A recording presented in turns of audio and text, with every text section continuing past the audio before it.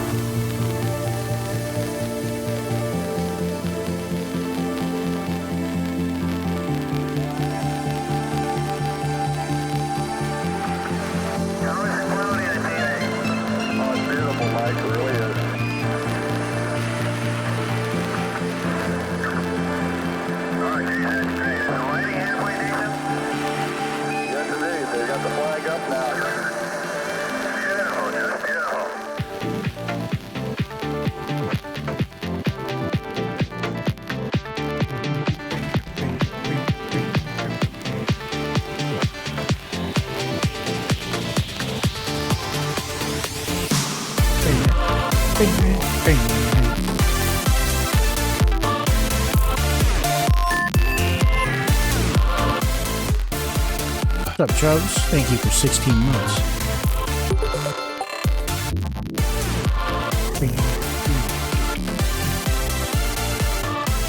I love this song.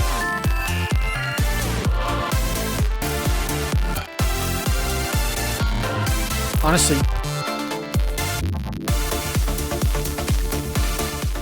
any electronic song with NASA like Apollo mission audio in it, just whatever.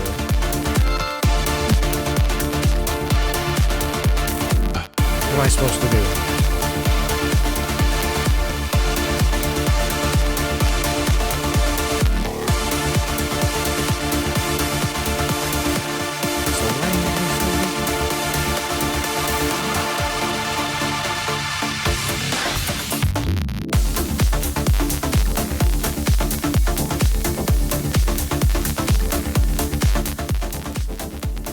I think I'm still in the right category. Yeah, I am. So, I was going to kind of start with something else. Just chatting. Thinking about going to Kennedy Space Center? Oh, that sounds fun. You should imbibe all the science you can while you're still allowed, while it's still legal.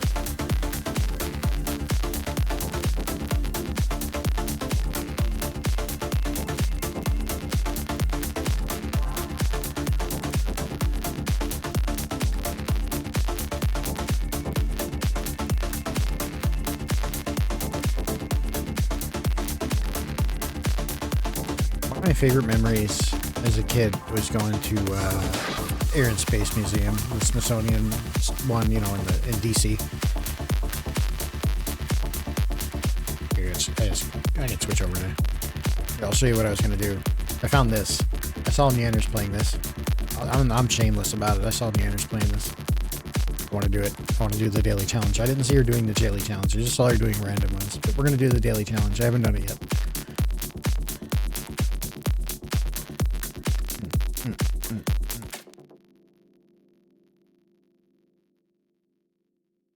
Yeah, I have a pretty clear memory of going 8th grade, something like that. Hold on, one sec.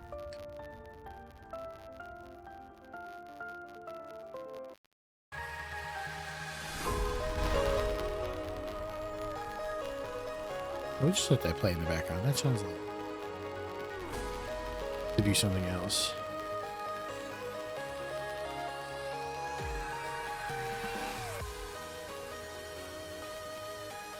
Just get this into background territory.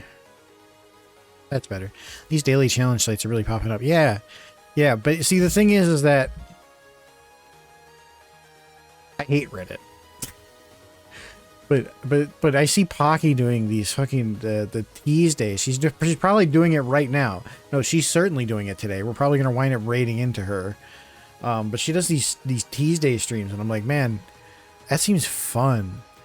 And this seems like a miniature version of that, honestly. So we're just gonna do it real quick. I think it gives you like 3 short ones, and then you just like move on with your life, right? So like, all right, let's see what we got here. I'm the asshole for grounding my daughter and not letting her see her mom this weekend. My daughter, who we can call M, is 12 years old. I have full custody. Her mother, who we can call A, left 10 years ago and has recently gotten back in touch. She lives in a different state, so most communication has been phone, text, and email. So, okay, so daughter's 12. Mom left 10 years ago and wasn't in touch until recently. She lives away and communicates via just electronic means. Okay. However, she traveled to our state this week unannounced. Shows up randomly, pops in, and wants to spend time with the daughter, which is fine. Okay, not okay to put her out of school for a day. Yeah, that seems weird. Okay. They finally got home. They kind of blew up, grounded M, and told A to stay away. Wait, what? Grounded your kid? Why did you ground your kid? What do you... This is weird. There's a lot to unpack in this one. You all need therapy. Why did you ground your kid for going with her mom? Y'all suck. This is weird. Oh, I was correct. Look at that. That's an easy one. See, that's my thing with these. Some of these are like... I don't think being a decent human being is hard. I think having empathy hurts a certain type of person, though. You know what I mean? Is I just think that like there's a certain type of person out there who just cannot be fucked with thinking about things from others' perspective. It's just like exhausting to them and whatever. Am I the asshole for telling a woman with a newborn a dog can give birth?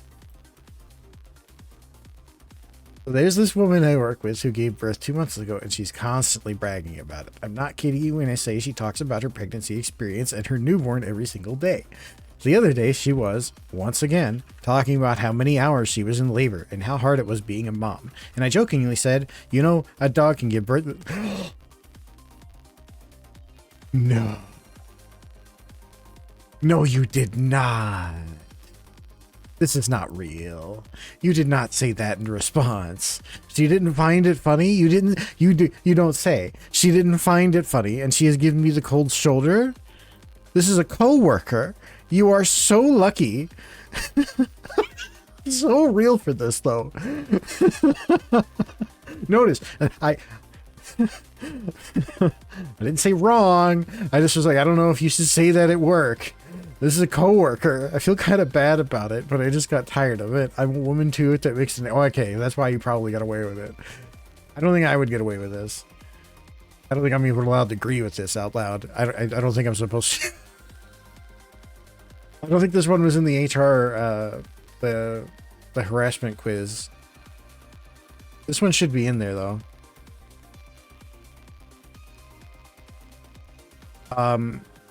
So does Reddit think this person is the asshole? This is kind of tough.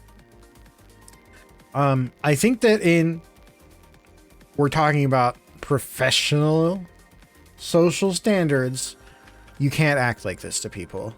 You can't behave this way. You can't do this. This is not appropriate. You can't talk this way to people, especially not to people who are pseudo strangers. Especially not to people who haven't done anything wrong. All she's talking about is how excited she is that she gave birth. Okay? You're gonna have to get over it. Suck it up. I do every day. Like, it's fine. You'll do it. But this is Reddit. Now, this is Reddit. Do they think that this person is an asshole? Are they reasonable? Make some noises. Yeah, right. It's, do they think this person's an asshole? I'm just gonna believe in Reddit. Yeah, they did the right thing. They did the right thing. They did the right thing. This is fun. Okay, let's see. All right. Last one, I think, of the 3. This is the 3 daily challenges. Okay, am I the asshole for erasing the letters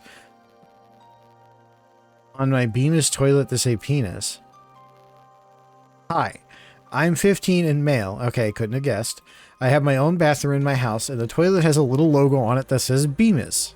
Nobody uses the toilet except for me, so I erased the parts of the B and the M to say penis. Based. Real. Absolutely natural. My mom saw it, was really upset, but I told her I'm the only one who uses that bathroom, so it's no different than me putting up posters in my room, which she is fine with. Is she being unreasonable by asking me to remove the rest of the logo so it says nothing? I really wanted to continue to say penis. I think bro should be allowed for his personal toilet to have whatever decals on it that he wants, as long as he's keeping it clean. Like, it doesn't say here that mom was like, this is real. Yeah, no, but this doesn't say that, like, mom came in and said my toilet was in an atrocious state and it says penis on it. No, this just says she doesn't like that it says penis. If literally the only comment that mom has on his toilet is that it says something offensive to her, could you imagine having a 15-year-old male with a private toilet and your only comment on it is this? I mean, look, brass tacks, it's in her house, right? It's her house, it's her stuff. He is a tenant and needs to keep it in the state that she wants it, and can't vandalize things if she's telling him not to, right? Like, if we're gonna put our foot down and be real about it. I just don't think that he's being an asshole. She could do it herself, yeah. I mean, I guess so. It's just he's vandalizing something in his room, technically speaking. And she's asking him. And it doesn't sound like... Well, okay. My mom saw it really upset her. Why did it really upset her? I don't know, you little shit. Just stop vandalizing your toilet. Yeah. Alright, let's look at the post on this one. You guys probably can't read any of that shit. This is like an Opera private. I don't even use this browser. You're the asshole. When your parents have to sell the house and now have to sell with a toilet, this is absolutely ridiculous. You can just... Toilets are not... They can easily remove or change the toilet. I wouldn't want your used fucking toilet with my new house anyway.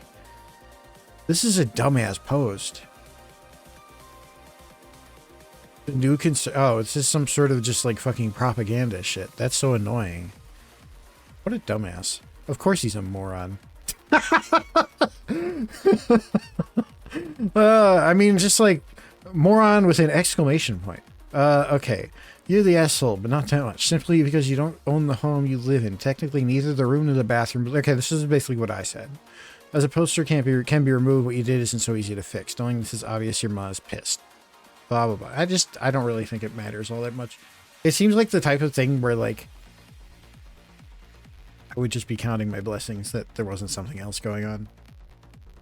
I don't know, bro. If you want to draw... Yeah, it's not that deep. It's not that deep. That deep. It's not that deep. What are the results? Oh, okay. Yeah. Great. Look at that. 3 out of 3. What's quick mode? Oh, does quick mode just, like, serve you posts?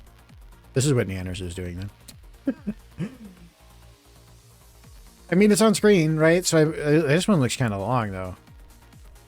Am I the asshole because I refused to send thank you notes for baby gifts? So, like, this is you had a baby.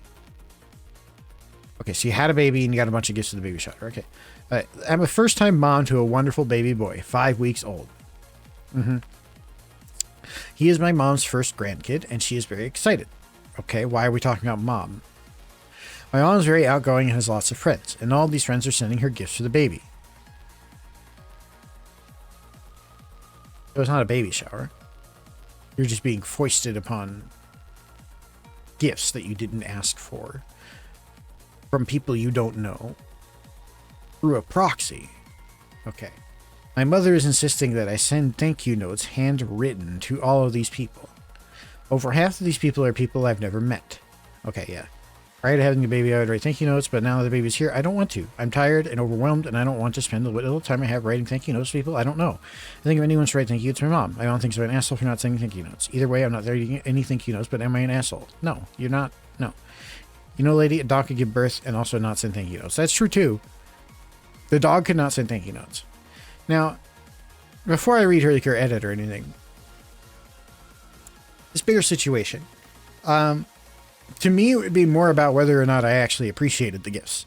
Now, if they're sending me things that I'm actually using and I'm grateful for them, I'm going to be like, hey, mom, who sent this? Like, you know, maybe you send it like a, I don't know about a note. I might send them something else. I don't know. I don't know what etiquette is. I might just like thank them in person or like a mental note to do so. I don't know, but like, if they're just sending you like crap, if it's just like junkyard plastic garbage, you know what I mean? What's a safe baby gift? I don't know. I'm never going to have one of those things. I endeavor to be as little involved with that as possible. And what a blessing it has been that I'm not obliged to go to any baby showers or goo goo gaga. Hey, you went to hold the baby? Like, no, nobody presumes that I want that. So great. What a great path that's been for me. What is a safe baby gift? Fuck. I don't know. A book? One of them books. I just walk around the baby book section, right? Or something. But that's like generic coworker baby shower gift. What's kind of like a cool thing to give your baby? I don't know.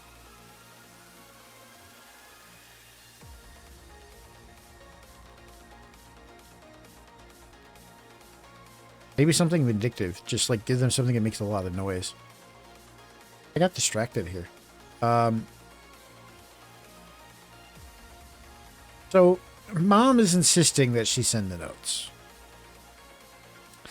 Mom's doing that because mom is the one with the social credit on the line, basically, you know?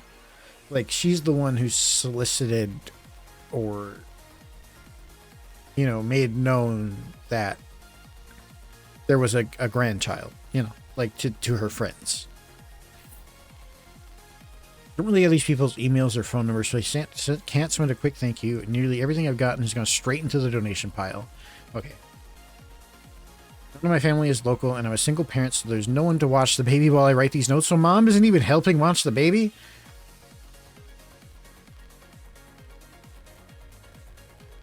Fuck that. That's annoying. Write your own fucking... You're getting the Baby Yoka Volume 1. Yeah, exactly. That would be great. Or, maybe like Pokemon cards. Get them started early. Get them right on that shit. Just like some sort of Pokemon, just to form like some just really early just brand attachment to. I hit next for some reason. Why did I hit next? Oh, because there's 3. Would I be the asshole if I upgrade myself to first class but not my wife? Yes. I'm gonna say yes. Did I just scroll down and hit... Okay, let's just give this guy the benefit of the doubt. The wife and I are taking vacation to a certain tropical island, but we're taking different flights there and back. Circumstances were that I had enough miles for a free flight on one airline, but her flight was way cheaper with another airline, and she agreed to take it. Takeoff and landing are within 15 minutes for both directions. Well, my airline is offering a first-class upgrade, and the cost is darn good, cheaper than my wife's flight, and easily affordable. They aren't terribly long flights. They average about 8 hours apiece. So would I be the asshole if I upgrade myself to first class? I feel like I'm coming off defensive in my comments. I'm really not trying to be. Just hard to explain some more background and rationale behind our decisions across different comment threads.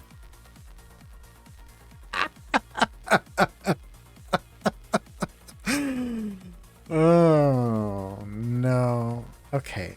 So, let's unpack this for a second, right? He doesn't have to upgrade. And not upgrading would save them money because they are clearly on a budget if she is taking a different flight to save them money. Can we agree on that? Fucking idiot. Fucking moron. You are a dumbass. Regardless, I still stand ready for your judgment. Well, you're a fucking dipshit.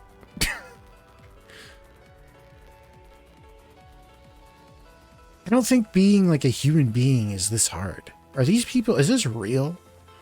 Is this real? Did this really happen?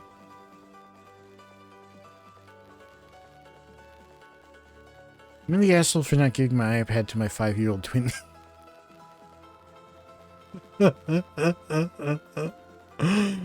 My parents rarely buy me anything, but after a lot of bargaining, I got them to give me an iPad, and now my brother asked me for the iPad for the kids to play. I don't want to give it to them. I am scared they might break it. I don't want to deal with them asking me every single time. Not the... Thank you. He's not a wife guy? I mean, like... You could say that. I don't really necessarily think I'm, like, the best spouse in the world either all the time, but, like... Holy fuck, man. Like, being a little bit, like, sensible. Like, you're on the fucking same team, just... Immediately snatching something for yourself the moment, like, it offers an opportunity. Like, we're clearly trying to save money by taking separate flights. Which is, like, a miserable experience, honestly. I couldn't imagine taking a separate flight from my spouse. I could not. It would be annoying to me. It would suck. I'd hate it. I really think I would. I prefer that she's there. I don't know. I already don't like flying, right? Like, doing it alone is fucking even more miserable. Like, she's probably, like, reluctant to even do that, but is like, hey, I'm taking one for the team. And then he's like, I'm going to upgrade to first class for an 8-hour flight. That one pisses me off. That one pisses me off.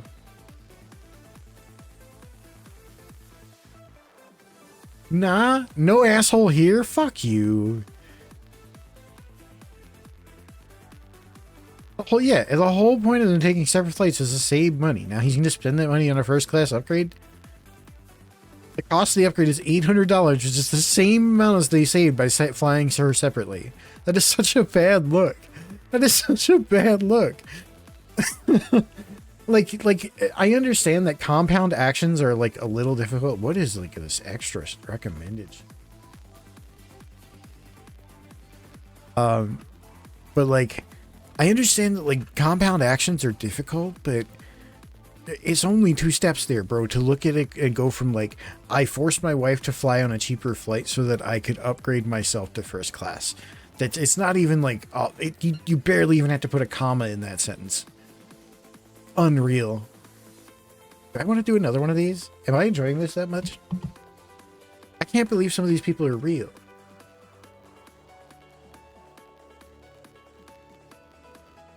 What I might do is, we'll do one more set, and then I'm going to play my idle, like, asteroid game for a little bit, and we might, like, in between, like, upgrades or prestiges or whatever, do some of these. I feel like I need to just, like, unpack the title for a second. My eyes are glazing over the paragraph. I'm not even looking at it, right? Would I be the asshole if I didn't tell anyone about my marriage? Yes. What reason would anyone have for hiding their marriage? Can I be real? Like, aside from like a VTuber or a streamer, you know what I mean? Like obviously, like if you're a titty streamer, you hide that you're married, right? Like that you're not the asshole for doing that. That's just the job. But like, okay, let's just see. Let's just see what this person thinks the rationale is. Pretty short one. Hold on. I live in the US and got married hitched. Why did you put hitched in parentheses? I hate you already. A few months back after a long relationship, 3 years. You know, without any other context and without continuing to read, I'm assuming that this guy is like 25. It'd be like, oh, a long relationship is 3 years. I guess I mean, it's a long relationship. It definitely is like a long relationship, but it's just like, to me, like at this stage in my life, it's like, I don't know if that's your longest. I'm guessing you're not too old, right? Oh, what's up, Excalibur? How's it going? I don't know. I don't know why that's important. It's just like, to me, I feel like age is usually a very important factor in these things. Are we farming drama? Yeah. There's this game. It's like it's one of those dull games. Where if you like they have the judgment already, but I have to guess which way Reddit voted, right? Anyway, we're going to continue reading this. I will be going home to my home country pretty soon to visit my family and attend some family events. My family is racist. My husband is black. Obviously I love him and am in no way ashamed of him or my marriage, but I know my family would react badly, and I don't want to deal with that vitriol on one of my rare and relatively short... Don't go back. Why are you going back? What? Do you obviously love him? Obviously? Do you? If you compromise yourself in order to participate in FaceTime with people who would hate him and you for loving him? Like, really? You're the asshole. You're the asshole. Fuck you. I don't even want to read the rest of that. Worried about offending racists. Right, exactly. That's annoying. That's annoying. It's like an encapsulation of most of the problem with things nowadays too, by the way, is that we put on these like masks to fit in with, like, you know, with certain groups. Keep the peace, don't rock the boat. Whatever. Appease people who are just terrible. They should have a hole in their life where their daughter is or whatever. Like, you know, like whatever. Would I be the asshole for having my dad in the room during delivery when my SO said he's only okay with my mom being there? Oh, good lord. So are you the one having... I'm not pregnant or plan to be. Okay, so this is hypothetical. I don't know if I have anything in common with the type of person who would hypothesize about the people who would be present for the birth in the room before you're even planning to be pregnant. Is this a real type of person? Is this like that? Is this like an offshoot of like, would you still love me if I was a worm type person? Like, is this... Wonder. My SO said he's not comfortable with my dad being in the room during delivery, but that he could wait outside, obviously. Fine with my mom being there. So is this like a dad shouldn't see stuff thing? I get that the delivery is graphic and a lot of your body is on display. Why are we saying on display? Why are we saying it? This person has to be like 20.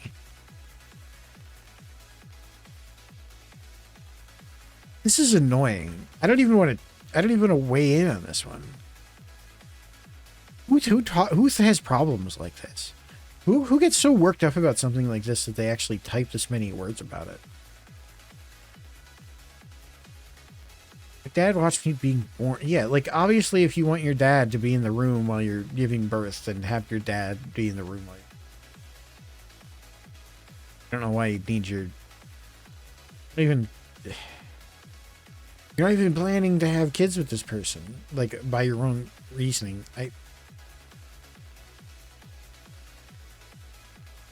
Stupid. It's so stupid. I'm the asshole for shutting down my daughter's business. Yeah, I'm sure. Yeah, no, their relationship ended so much longer ago than this. I'm sure that like that Reddit post was like 7 years old, and their relationship ended when COVID, or well before COVID. All right, let's see this. My daughter's 17 female. School doesn't offer an online copy of most textbooks, and their textbooks are heavy, so whenever her class starts a new chapter, she scans the chapter into the textbook onto her tablet and uses her tablet in class. Based. Brilliant girl. Very smart. People started asking her for copies. Okay, that's against the law. I don't really know if we care about that, but like, it is technically against the law, and people have gotten in trouble for it because college sucks. So she's doing this on campus. It's probably a bad idea. And she's just doing it on the side for some friends. Who fucking cares? But 100 clients making $900 a month, that's going to start drawing attention. That's really a problem. I didn't know she was doing this until she saw I was making a lot of iPhone, iPad, Mac. Sure. She needs to learn... She needed to keep this way... Like, you don't want to get in trouble for this type of thing, because you will. It is the type of thing that if you get too big with it, you will get deep. Right? So, I don't think... Parent, whoever's... She's staying with my ex and won't talk to me, so I don't know. I think that that's just good parenting. It's easy money, and because her dad, my ex, is signed with it. Okay, so this is probably mom, just by, you know, most standards or whatever the fuck. Together. That makes sense. It checks out. While being responsible, dad not really giving a fuck and just wanting to be cool during the...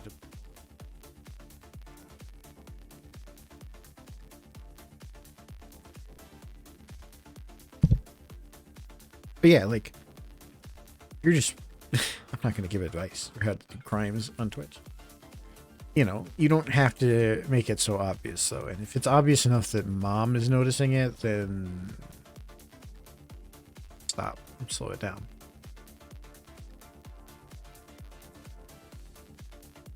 Anyway, I do have a game open. Ah. Hey, it's ad time. Shut up, Rick. It is not fucking ad. Shut the fuck up. Fucking weird ass. We were playing this last time. I think this game has music, so I don't think we need music. I just have it muted. Nato, your music is lovely, but let's see here. And do. For sure we got music. I wonder, was I playing? Oh god. Crash a spacecraft, 1,000 stones. Yeah, okay.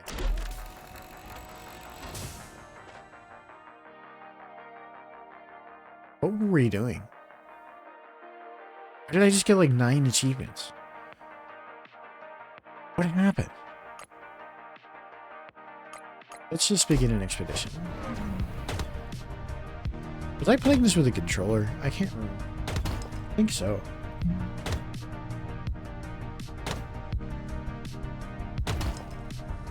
Might be a controller game. I don't know. No? No, it doesn't look like it.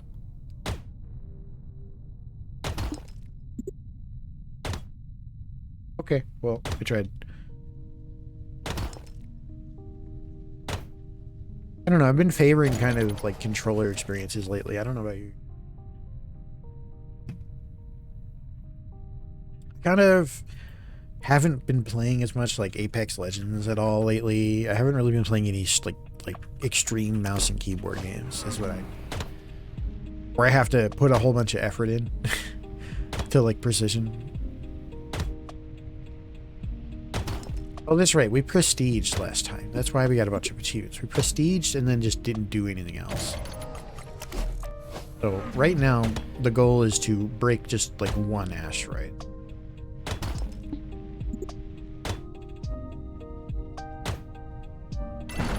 Okay, recall to base. I think that's enough to like get a respectable upgrade.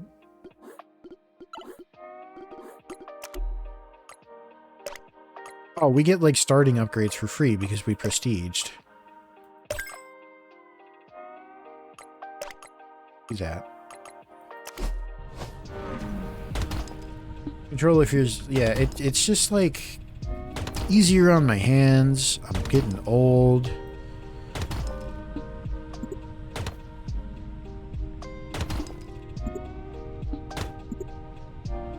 There's like a complexity threshold where I don't like it anymore. And if something in the game is benefited by being precise, I usually prefer the mouse. But more and more, it's less of a concern. Like for Raven's Watch, I don't know, it's not really like the most popular game, but if you ever played it, it's like an isometric type of like Diablo-like game. And that type of experience before, I would definitely prefer mouse and keyboard. But there's no inventory management in that game, so I don't really feel the need to have like the keyboard and mouse at the ready, you know, to like hop in there and click and manage things. So like, that's the other deciding factor is like, do I have to do a bunch of menu browsing? There are a bunch of like, give me loot boxes? No. Oh, it does overwrite your artifacts. It's kind of lame. Just get all the fuel. Okay. Linko machines. Yeah, that's fine.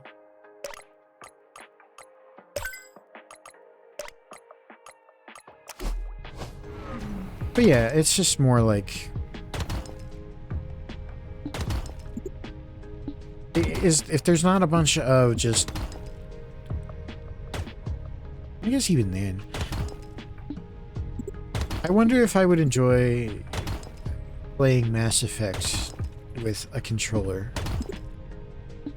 I've never done it. I've always played it with keyboard and mouse. And I've been thinking about replaying it lately.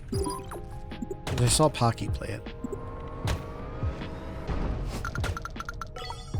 Legend, I could have legendary. Oh my god! Don't waste it. Don't waste it. Yes.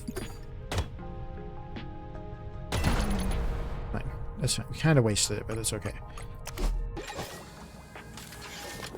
Mass Effect 2 is one of my favorite games of all time, and I think I had it in my top 25 list or whatever.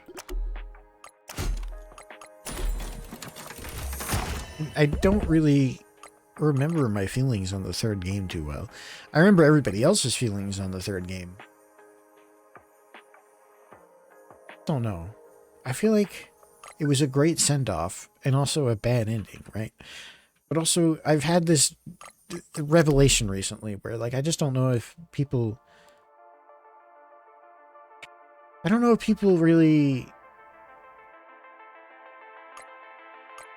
respect endings. I don't think endings are ever allowed to be what they're supposed to be. Right? I think we're given too much power over our creations.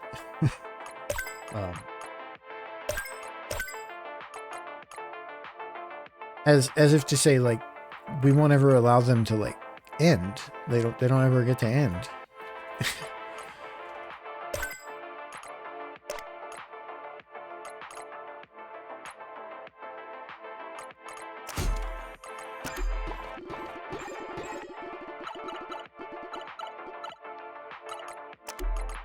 I don't know, sometimes.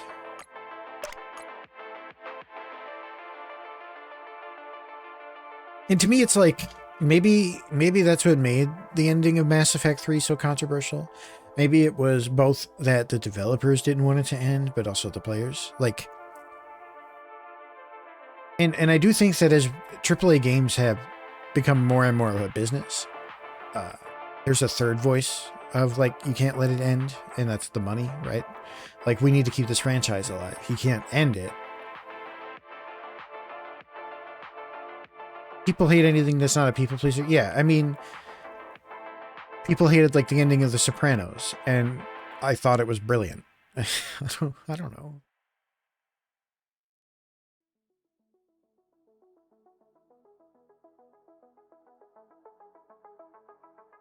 You know, like,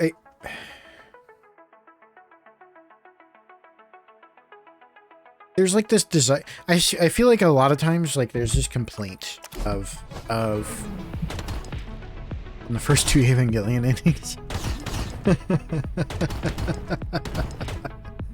I mean, I can give all sorts of thoughts on that whole creation. Everybody, Evangelion, I mean, I can be serious about that for a second. Evangelion gets venerated as sort of like this masterpiece, right?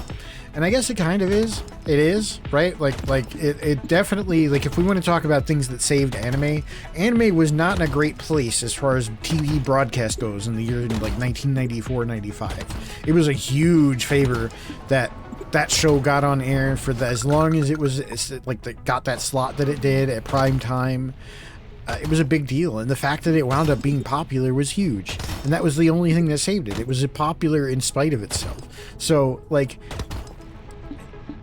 people are like, oh, it gets all reductive, and that's supposed to be part of, you know, the intended vision of the show, and Anno will swear up and down that, like, everything in the show looked the way it's supposed to, right? But they're drawn with markers on fucking cell boards, just outlines, just nothing towards the end of that show. And it's because people weren't showing up anymore. Like, people were not showing up to work. People were burned the fuck out. They were tired of sleeping under their desks. That production was unreasonable. Things weren't going to get done. People could see that everything was going tits up. And the ending was just shaped by that. It was molded by that. They did what they could do with the limits of what they had. They reused the fuck out of tons of animation. Was that what they always wanted to do? Was, like, do an introspective version of the cool things that were supposed to be going on? I don't know. I don't know. Who could really say?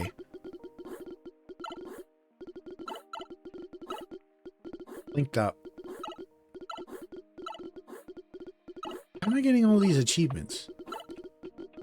I played this game before, right, guys? Right?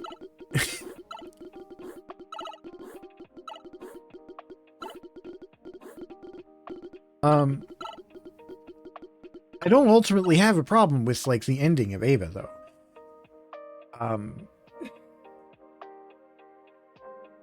Different account, maybe? I don't know. Maybe they just didn't unlock the achievements last time. My thing is, I don't think it's brilliant. I think it's just good. It's a lot of, like, talk therapy. You know what I mean? And maybe if that's, like, if you're, like... And I was, like, the teenager Redditor type guy who, like, was really impressed by that stuff at one point. And, like, maybe I've gotten older. Maybe the show has just not grown anymore. Maybe it was always really basic. I don't know. I don't know. I'm not trying to insult it. I'm just saying that, like, it ain't that deep. It ain't that deep. It ain't that deep. It's really just Gendo processing grief improperly, and his, you know, the consequences of that for his son that he's basically abandoned. Great. And we're going to extrapolate all that through Mecha at the end of the world. Fantastic. Like, wonderful stuff, dude. I love it. It's a great thing. The endings are good. I like both End of Ava and the 24 and 25 of the TV series. They both serve different purposes. I kind of find the TV series ending to be a bit tedious nowadays because, like I said, it's just basically talk therapy. It's just Shinji talk therapying to himself, like, which is a good thing. I'm not saying you shouldn't get therapy. Everybody should get therapy if they need therapy. I wish I could get, like, talk therapy like that. Like, it's like a waiting list.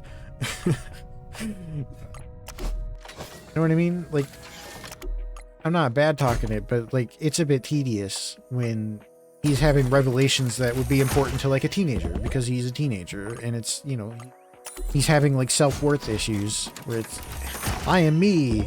It's just like, yeah, I know, bro. Like, yeah. You are you. Very tautological. It's very good.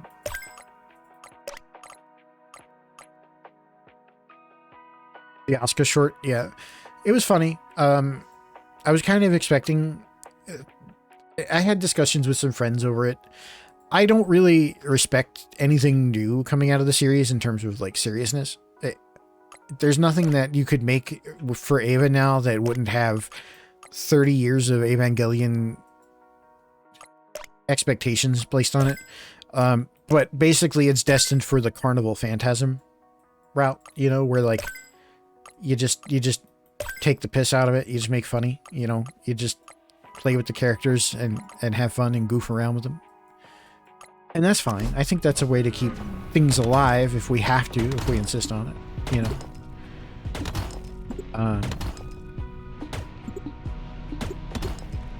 I kind of begrudgingly accepted the fourth rebuild movie as like a good send-off for the series, and like had just come to terms with like, okay, that we'll let Anno just wanted to say goodbye to it again, like, what a goofy guy, you know. I had just come to terms with that and was like, okay, it's fine, it wasn't bad, it was just weird, and he just wanted to have one last hurrah with it. And now it's not that. Now it was just maintaining the trademark. The fact that it was supposed to be exclusive and got posted with takedown notices, that, yeah, I mean, that's classic. That's just classic.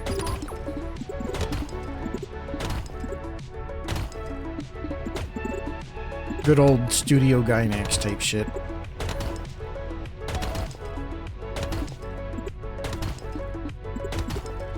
I mean, I saw it was all over Twitter, so.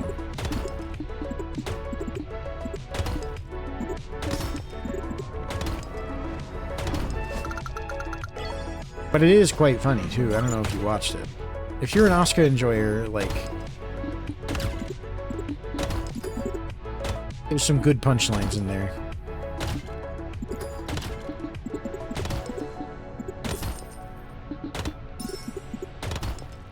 I think on review,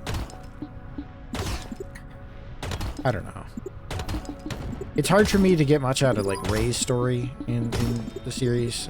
It's just weird. Like it's just weird, like hypothetical sci-fi shit, you know? It's supposed to be like, taken in broad strokes, Ray's supposed to be like what makes a person human, or what gives you a soul, or what makes you an individual, right? Which is sort of like the broader theme of the show. Like AT fields are supposed to be the boundary line that make you an individual, right? Like your ego boundary. And so Ray trying to figure out if she is an individual despite the fact that she looks like other people, like it's like her other clones, you know? I guess it's interesting in a hypothetical sense, but it's just like too far out there for me to really know on, right? It's just weird. Maybe that's the intent. Maybe it's like deep. Like I don't really think it is. It just seems like like reading a Wikipedia article on like Ship of Theseus. Right? It's like I guess you could kind of think of things like that.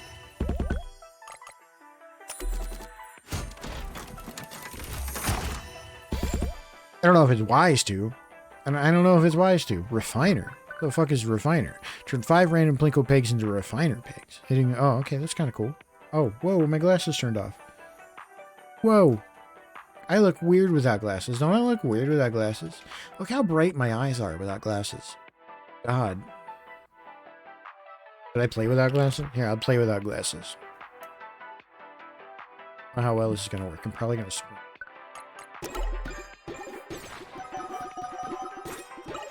Authentic. How do you know this is authentic right now? Glasses is. Maybe this should be a redeem. And I'll just respect it. I can't read chat either. I'm so fucking blind without my glasses. This should be fun. We'll do it until the end of this stage. Oh, God. Oh, goodness. Oh, no. Where have I gone? I have to, like, waggle this around in order to... Is that blind? Is that bad? I have a very large monitor, too.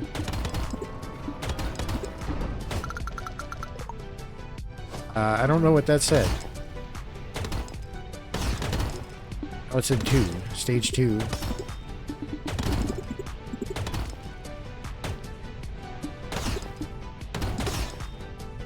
Okay. Yeah. Okay.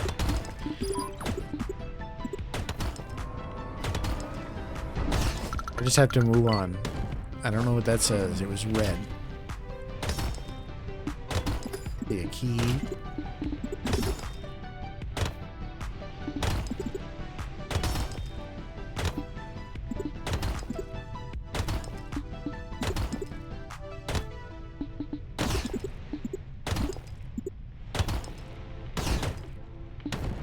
Rocks.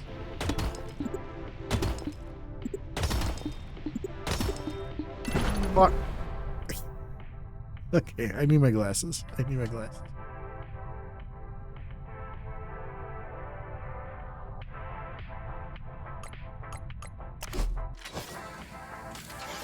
Oh, I forgot to change categories. I should put the category up.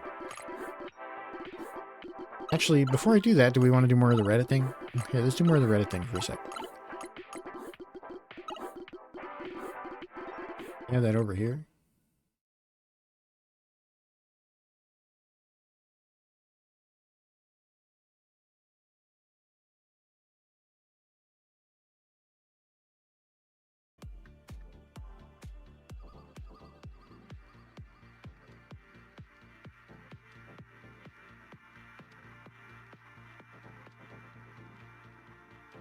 All right. Am I the asshole for choosing my son's pregnant ex's side over his? Probably not. You're probably not the asshole. He's probably a fucking deadbeat. Let's see. My son, 27, recently came back after 9 months from America and found out his girlfriend is 5 months pregnant. Wait. Oh, his girlfriend back in America. I was like, okay, he kicked her out of his... Wait. Kicked her out of his apartment due to the fact that the baby isn't his, but unfortunately for his girlfriend, she hasn't anyone to turn to. Okay, so she did cheat. Okay. So I let her live with me for the past 2 weeks, and I plan to let her stay till when she can afford a home of her own. I know what she did was wrong, but she's a pregnant woman with a baby, is innocent in all of this. My son said it's either her or him, and I just said I pick her regardless of what she did. She's a human and she needs help. Since then, he has not spoken to me. That's kind of fucked up. How could you do that to your son? What the fuck? This is made up. There aren't real people like this. Yeah. I'm glad to see that I'm a good judge of fucking Reddit's bullshit stories. Would I be the asshole if I banned my son's boy crush from our house? My son, 16 male, has dated this girl, 16 female, for a year and a half. We knew she never had a good home life. Her dad leaves for weeks, even months at a time, and the mom is always high and drunk and screams at her.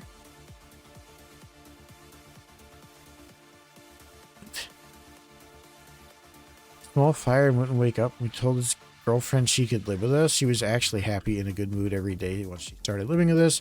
My son just dumped her, said he likes boys. Okay. That wasn't bad enough? Wait. Okay. He's bringing this boy that likes over to the house. He's talking about how much he likes him and how handsome he is. This is fake too. Fake too. This is fake too. This is fake too. This is stupid. Would I be the asshole if I vaccinated my child against it?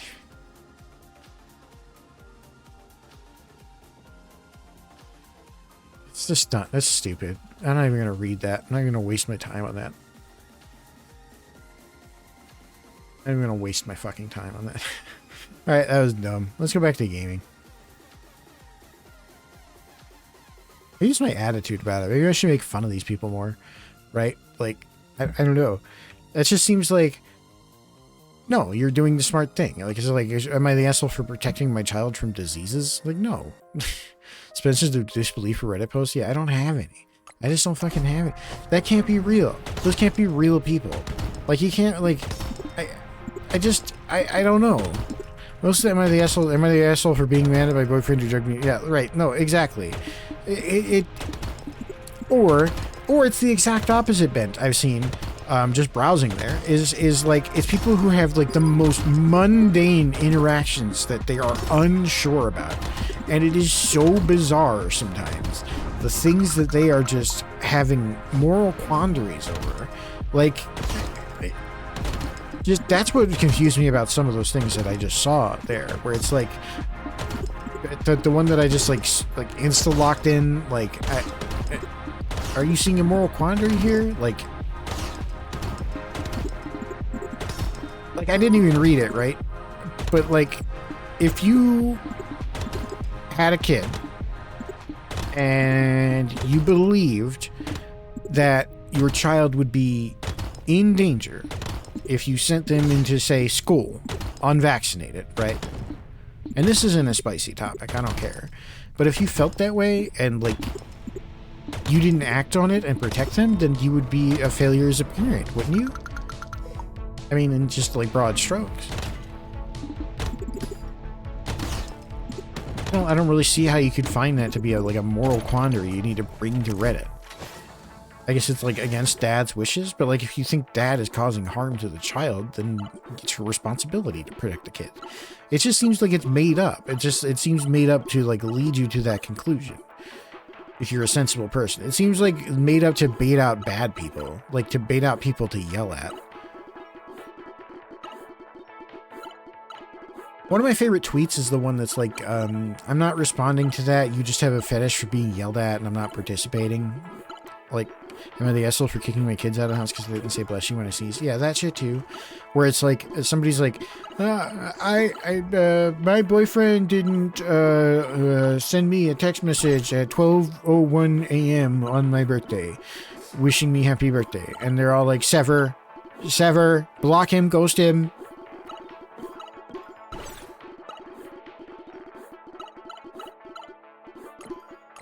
Girl, you deserve better. Or they're like, my boyfriend sends me just like nonstop, like abusive messages, like all the time, constantly. Am I the asshole for telling him to stop politely? And it's like, oh my god, dude. I just don't know, man. I don't know. Or there's somebody who's like, I got scammed and they stole my money. Am I the asshole for being mad about it? I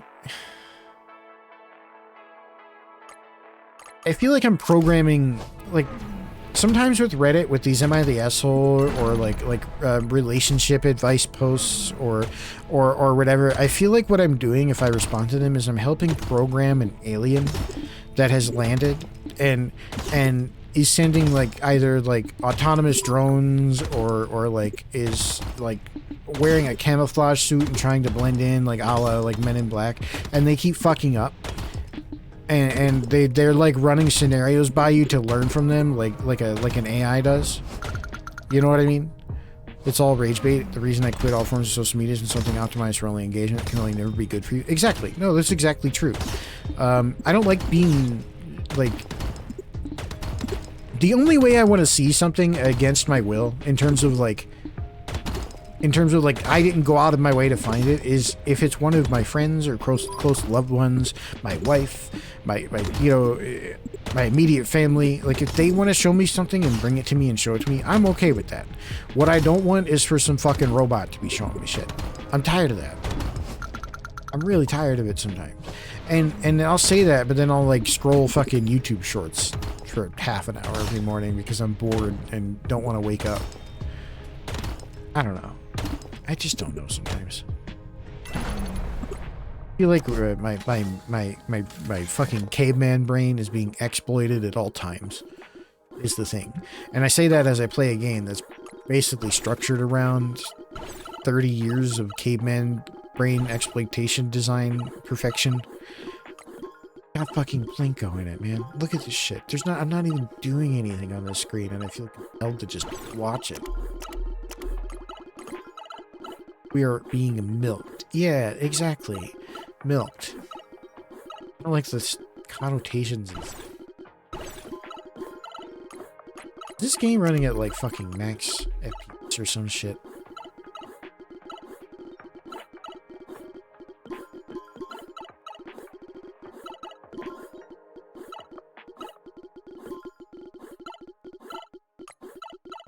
As VSync. Is it running at 100 FPS? I don't want you running at 100 FPS. There's no need for you to be running. You can only stream at 60. Good ass fucking game. Dude, Shorts is taking me to the edge of quitting YouTube as well. It's so annoying I can't use the app on my phone anymore. Thankfully, Shorts straight up don't work on my Edge browser, so I'm safe there. Yeah, I know. It's annoying because I constantly get funneled into them, and then it's like a mind prison. It's like I'm stuck there because I wasn't strong enough to avoid it. Feels like a personal feeling when it's actually just like I'm being served a trap every day, every time I use that website. Every time I go there, it's just there. Every time I use the field, every time I use the app, using my AT fields to block out TikTok or some shit. Yeah, I have managed to see. The thing about TikTok is that if you don't go to fucking TikTok, it's actually impossible to use TikTok. I kind of respect it in that way. Is that like I'm never going to accidentally fucking use TikTok. It's just not going to happen, right?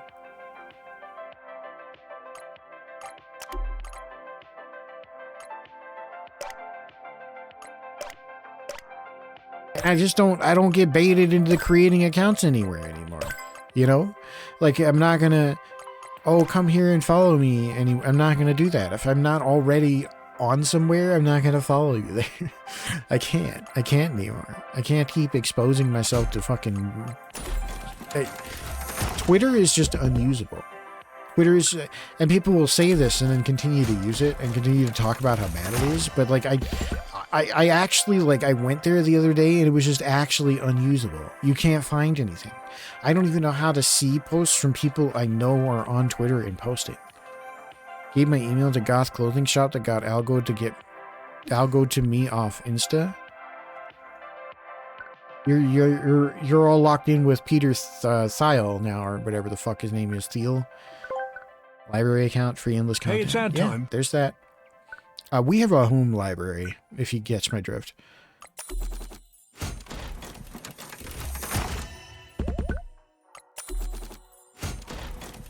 Got by yesterday. Yeah, no, you're screwed. I have PayPal. I mean, you're screwed anyway. Yeah, I mean, you're double screwed is the thing.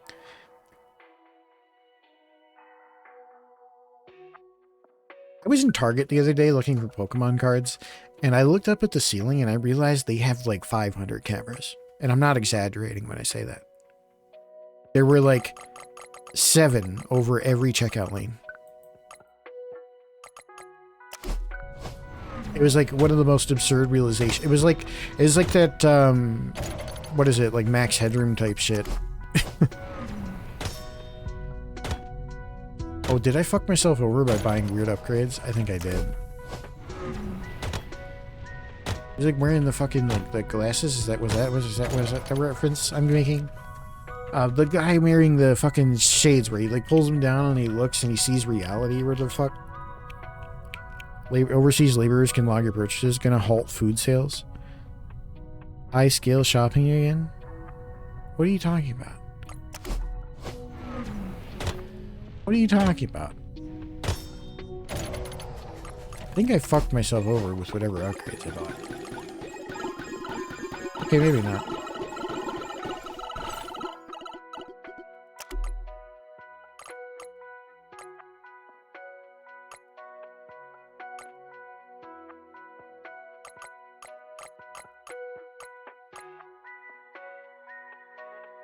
Target is changing its manifesto to please the overlords. It's literally going to be high-end shopping, quote unquote.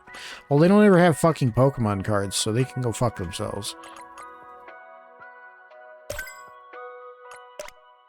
They never had Pokemon. Honestly, y'all, I might stop with the Pokemon cards in general, just because I've had such bad experiences at the machines the last 2 times I've gone.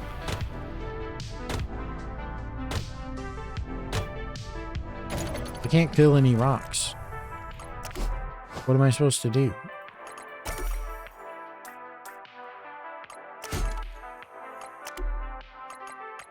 I'll just start in Sector 0, I guess.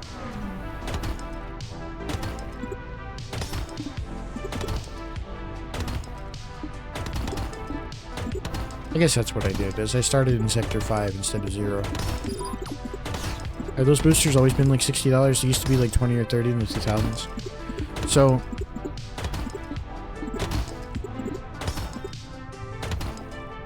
the books and vinyls. Yeah, I've seen that. I've seen that. Pop culture and sports. Yeah, I've seen a lot of that stuff there. So the only place to get retail Pokemon cards currently is actually the Pokemon card vending machines. If you go on Amazon, for instance, you can pre-order a booster box set of Pokemon cards that are not out yet, right? And it's a 6-pack booster set for $59.99 is what it says on Amazon. That is not the retail price. That is the retail floor currently. That is the floor at which people buying them from the machines and flipping them are selling them for, is $60. They are supposed to be $24.99 for 6 packs of cards. It is absolutely ridiculous that even the corporation Amazon is participating in price gouging. Absolutely ridiculous. Because that's what's going on. Is those are supposed to be $24.99 for 6 packs. The average price per pack is supposed to be $5 for anything that you buy Pokemon card pack related, unless it has some extremely special pack in. It's supposed to be, on average, $5 per pack of cards. Never more. Never more than... if something has 9 packs of cards in it, it's supposed to be about $50. Yeah, the airport ones are marked up. That's probably true. And there's really this, like, upgrading of the floor that Nintendo hasn't, or Pokemon Company, or whoever the fuck is responsible for the cards, hasn't abided yet. Do they just collect them? It's mostly just collecting. People do actually play them, but it's mostly just collecting the pretty pictures with high value to collectors because they like them from the games and have external attachment to these pretty pictures. That's really all it is. And to me, that's not worth having a bad experience. It's like, I could collect something else that doesn't have fucking weirdos involved in it.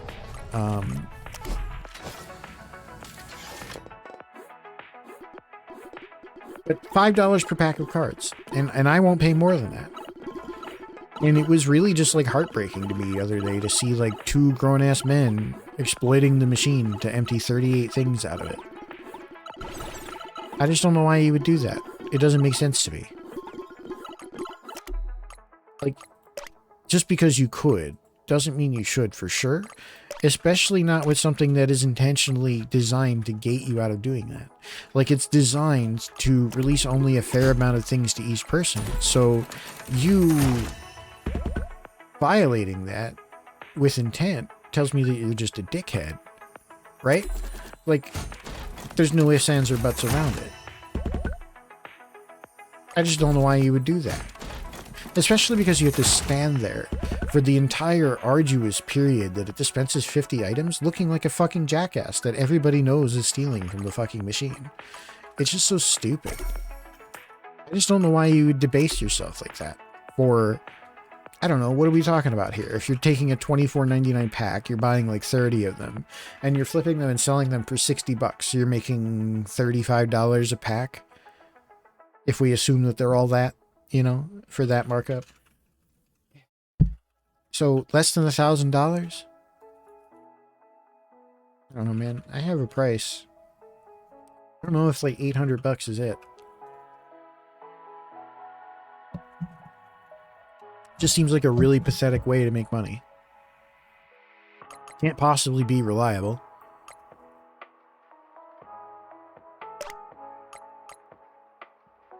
don't know. It's just disheartening in a strange way. There's better hustles. I think some part of it is just that, like, maybe somebody like me who, like, collects them for the pretty pictures really, really likes collecting them for the pretty pictures, and maybe they like tearing through a whole bunch of them, and just, like, that's how they pay for their habit. Maybe if I'm being charitable. But even being like that, I feel like getting a job and just buying the cards would be better. I feel like you'd be a better person. You'd probably have more fun with it. Impact other people less in doing so. There's just something really warped about the way people treat other people that they can't see. And it's part of this whole, like, empathy discussion, I guess, which is going on nowadays. Also, I think is very dumb, in broad strokes. But, like, there are definitely people out there who have trouble giving anyone empathy, right? Like, even people who are in front of them, they don't like sparing the time. We talked about this earlier during one of the Am I the Assholes. They just don't like sparing the time to even think about things from other people's perspectives. It's kind of annoying to them, right? So if they don't do that for people who are, like, directly involved and in front of them, they definitely don't do it for people 2 degrees, 3 degrees further removed, right? Like, if you aren't in eyesight, you have no shot. And that type of person is really annoying too. Some people grow up without PBS. Yeah, exactly. It's or I don't know. I've gone over this before, Chubbs, where I feel like I grew up watching and consuming a lot of media that had pretty clear messaging, and for some reason the people who I shared like that experience of consuming that media with didn't get the same message. They got a different message somehow. I don't know.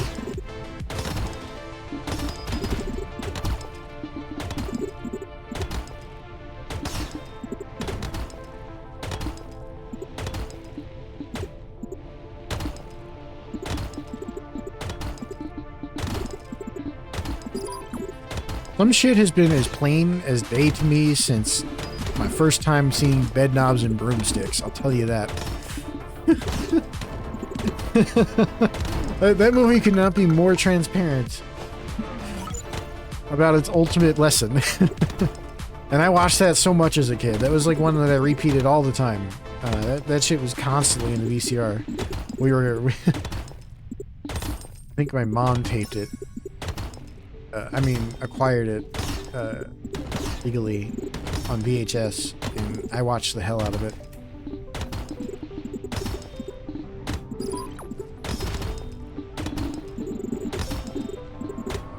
Like, it's just, to me, it's like, did we not watch the same things? Did we get different lessons out of watching those things? Did we maybe understand something differently? Were we rooting for different people?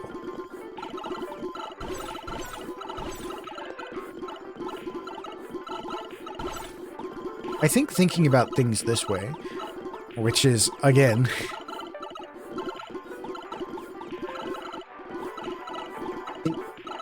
it sort of extrapolates upon that thing I do with, like, media and games and everything else, where it's like, what is your motive, right?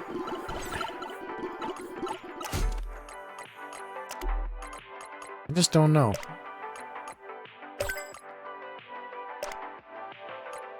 It makes me understand more why that thing occurs where, like, I'll watch something and have a completely different reaction to it than somebody else. Okay, we're just having different experiences, right?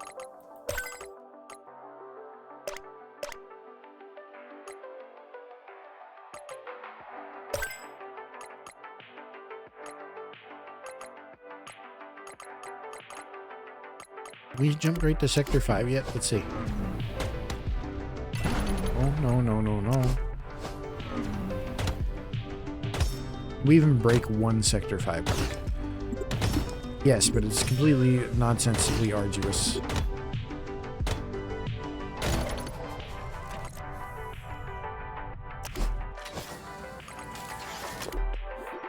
This is a bunch of money, though.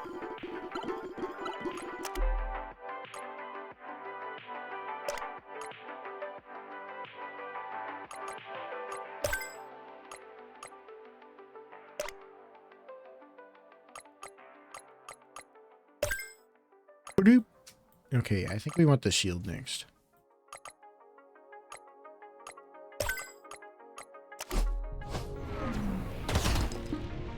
Sometimes I just don't know. And a lot of it's beyond me anyway.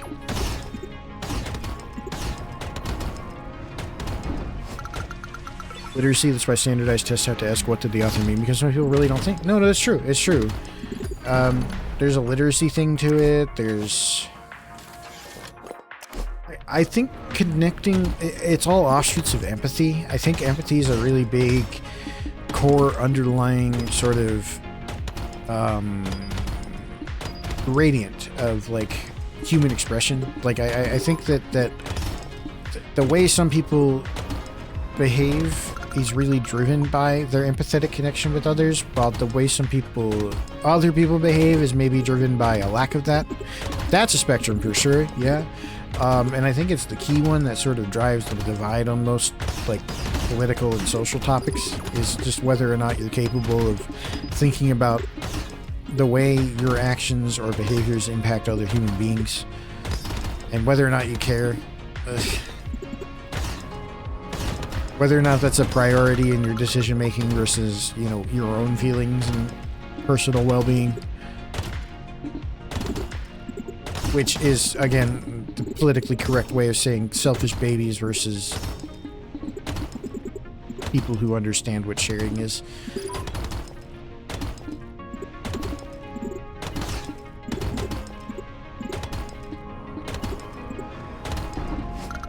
But it's like, if you can't empathize with another person, how could you empathize with an author who just, like, put words on a paper? Right? Like, and some people don't. Some people find that stuff really boring. They really don't want to do it. It's not the point of, like, a movie for them. The point of a movie for them is, like, turn my brain off, beep boop, watch the colors, and hear the sounds. Like, they don't want to think about it. And am I being reductionist and mean and maybe a little bit derisive when I say things like that? Yeah, I am. I find that kind of person a bit annoying. Maybe I'm a bit Reddit or tedious for thinking that. Maybe I'm letting blue sky rub off of me or something. But I'm tired of like the celebration of fucking ignorance. I'm done with it. I don't think that people should be celebrated for being like, haha, I don't give a fuck. Haha. Like, that's a thing. People just get like celebrated for pretending that like nothing matters and nothing they do impacts anybody else, or they don't care about it, and they're celebrated for it. And I'm being taught to empathize with the machines for shareholder value. I'm so wary about talking to AI at all. I don't like it. It icks me out. I don't like addressing it with empathy, and that hurts me. As like I'm the type of person who says thank you to the clinker. I don't know. I don't think I'm a generally like nice person. I don't like talking to something that I can't feel a connection with. I spend so much of my life and my time trying to think about like the creator behind a work, or the author behind a writing, or the director behind a movie, the animator behind an anime or a scene. Or all of that stuff, and the ways and the things that went into what they created, and I'm trying to make a connection there and understand them more and figure out what their message was. And when I talk to a robot, when I talk to the fucking clanker, I feel none of that. I know that there's no intent there. I know that there's no deeper meaning, there's no connection, there's no human experience. I know that they haven't suffered. I know that it's not a thing. I know that it's not actually real, and it annoys me to even waste time on that. Like, I have this thing where, like, when I read long walls of text, or if I'm reading a long post, or if I'm reading a book even sometimes, and it's boring, I'll start glossing over paragraphs if I can tell that they don't have anything of meaning in them. And I can kind of tell, like, at a glance whether or not they do. Like, I'll see, like, certain keywords pop out, or I'll see that there's a certain amount of fluff text, as I like to call it, where, like, it's inserting, like, interstitials or, like, furthermores and comparisons to other things and like just nonsense that doesn't actually advance, or like repetition even. And if I start seeing that, then my eyes glaze over it and I can't really focus on the text. And I know that it's boring, that it's not actually imparting anything of value. It's not trying to teach me anything. There's nothing intentional behind it. And I just can't engage with it. Something just breaks. I can't do it. What was the point? Don't build the torment nexus. Exactly. What was the point of that? It's like, I don't know. I feel like a coldness from it.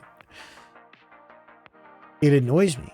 It deeply annoys me when people are like, oh, we're going to have this shit write like game dialogue or whatever. Like that's good enough. Like, it's just good enough if NPCs spit out whatever the fuck. Or that it's just good because it doesn't matter to me. Like, it doesn't matter to me what that NPC says. And then I see YouTube shorts of, you don't get to the sky, you know, like Nazim saying, you don't get to the Cloud District often, do you? 100 million times. And it's like, I don't know. I think it does matter what the NPCs say. I think it does matter what the intent behind the writing is. I think it matters that there's a human being putting intention behind the creation of these things. And I don't think it's okay to just write that off to a robot that has none of that intent. Stealing intent. It steals intent from prompts. Resubbing to 14, renaming my character to Torment Nexus, wiping parties at 10%. I mean, that's a type of creation. That's like a type of public disturbance art that will get reactions. You could film as many videos of that as you want until you get banned. You could make that into the video. Wiping parties at 10% until I get banned from Final Fantasy.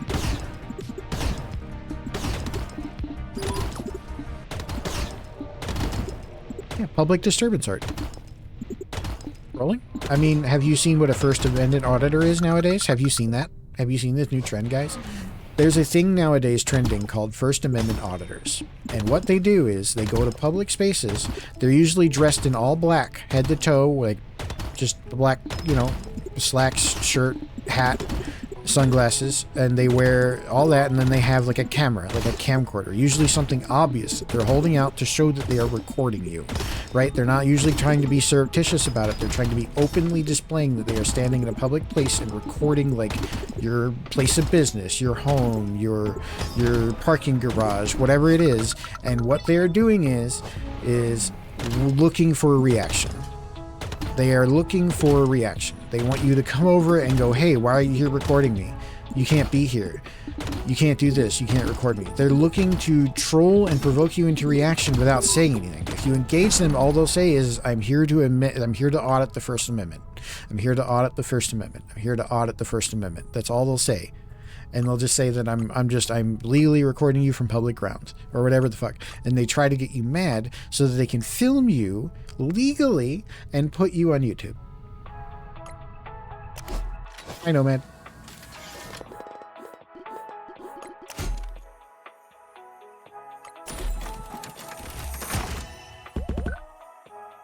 I hate content culture. I hate outrage culture. I hate the way that websites have monetized content from the bottom up. I hate YouTube. I hate Twitter. I hate Instagram. Any that I haven't mentioned. Patreon. Hate that. Hate that so much. Patreon. Fuck Patreon. Fuck all of them. They're just bad. It's just bad. It's just bad. It's bad the way people feel they need to design content nowadays. I hate how content is formed more by what pleases the robot than what actually makes good content. I feel like I constantly have to push back against this force that is just slopifying everything. And now I'm on my soapbox.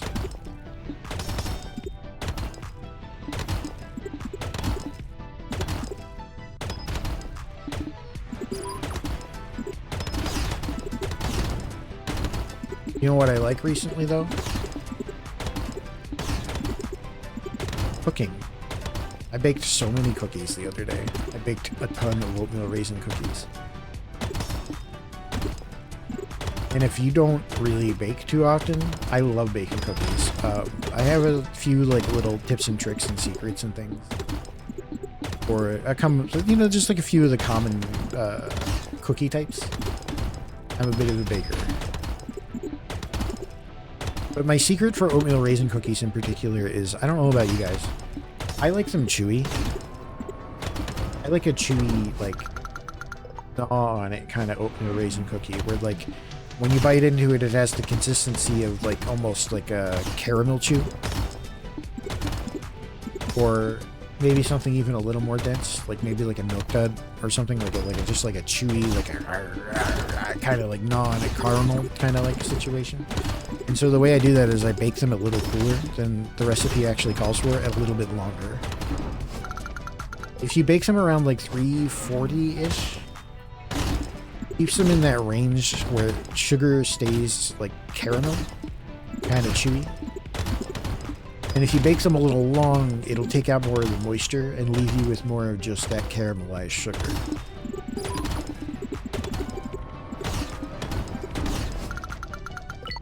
You definitely don't want to take them above like I don't know, I wouldn't go above 350 personally. And down at like 330, 340, you want to bake them for like 12 minutes, like maybe even 13. You just really take your time with it. And they come out so good.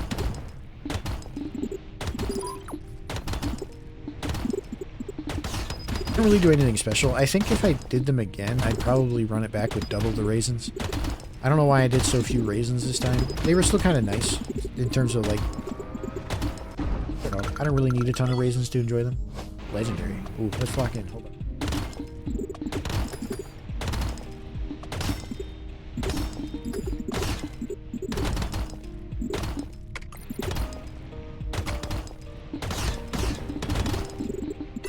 Oh no! Sorry.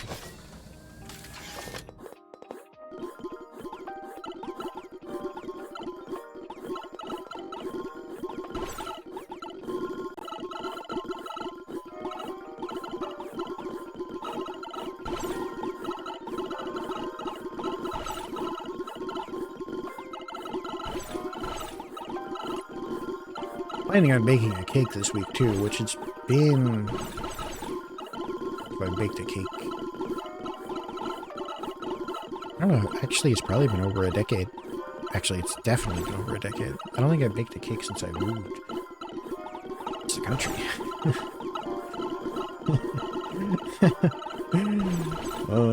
It's been a minute.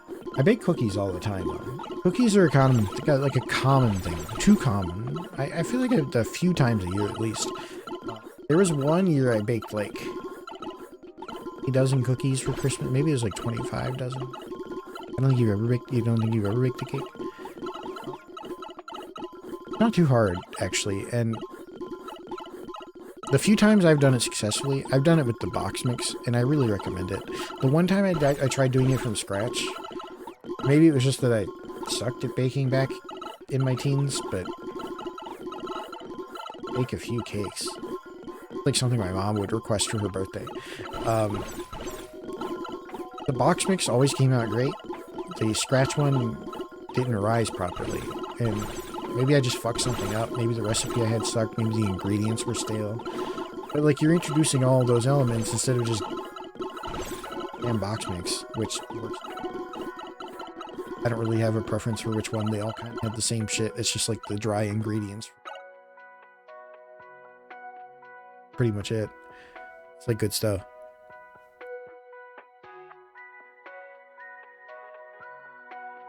Box mix cakes are great. Easy. Tres leches is also good. Yep.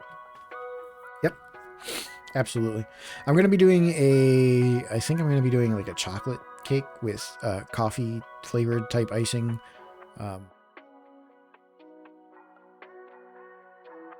going to be doing it next weekend though. This coming weekend. So I'll report in.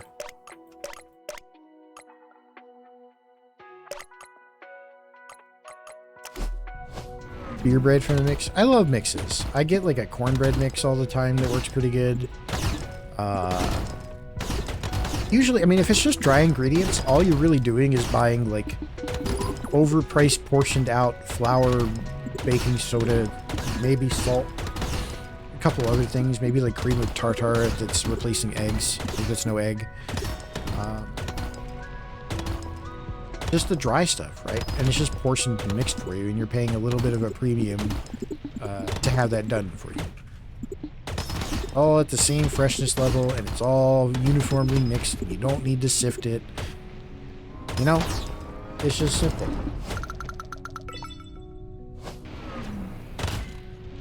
Sifted anything, but...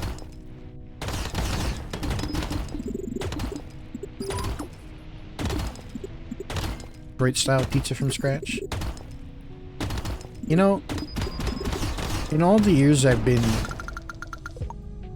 I guess, nearer to Detroit than I was ever before, I've never had, I don't think I've ever really had Detroit style pizza. Is it like they like put it in a like deep baking dish, right? Like a high-sided sort of like cast iron thing? Am I thinking of the right thing?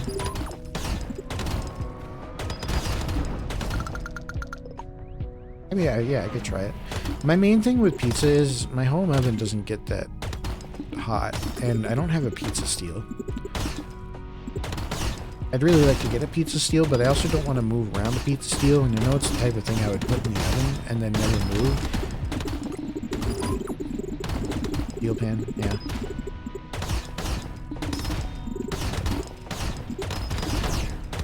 Oh, you know what I made the other day? You think that's Chicago deep dish style? Okay, I mean, maybe. I know it's like a cheese on top or bottom. I think it's cheese on top. That's... It's like a pan pizza, but they do it in a big square cast iron high-sided pan, and they kind of run the dough up the sides of the pan with intent, as I recall, to like make it all like poofy.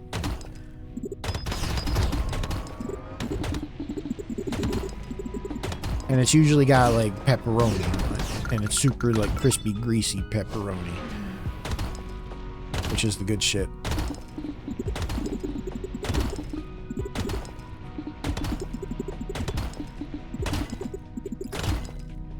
Yeah, I would like to get it like a pizza steel at some point. I have a nice stand mixer that I get pretty good use out of. That's why it's probably why I make so many cookies. Is I'm just looking for a reason. Stand mixer, which I'd probably use more if I just had it out on the counter. Like if it were just out on the counter, I'd probably use it for like whipping eggs even. It's really just fucking handy. Also really good for shredding chicken. Like if you bake chicken, you can use a stand mixer to just like shred it up. Pretty good for that. Couldn't get the artifact.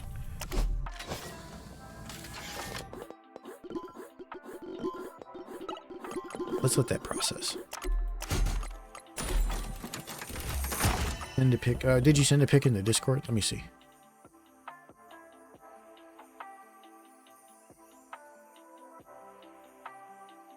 Okay, you can send it later. It's not a big deal. It's not a big deal. I'll see it later. I have a pretty good idea of what it is. I don't know. I'm not really picky about pizza. I never have been.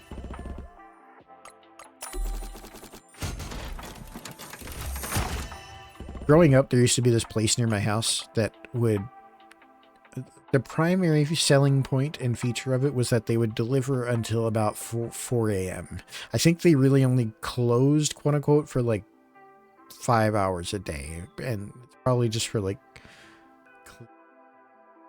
It probably was just for like, you know, so people could fucking change over, clean up the shit and, you know, move on, prep for the next day. Probably never really closed, is just what I'm getting at. But anyway, the main selling feature was that it was open until like 3 or 4 a.m. and they did a large cheese pizza for $5. Just like delivered. $5 delivered. And if you ordered more than one, they would give you a deal. And the deal would get as good as like $3 for a large cheese pizza, and this was not quality pizza. At that point, they're getting into like just fucking throwing it together. Like it's like the sandy bottom pizza too. It was like the cornstarchy sandy bottom, just mostly roundish. If you ordered like 10 of them, they would get to be a little oblong. Uneven as fuck cheese distribution and sauce, just fucking random, just throw it on there. But motherfucker, if that shit showed up at like 1 in the morning, you were hungry,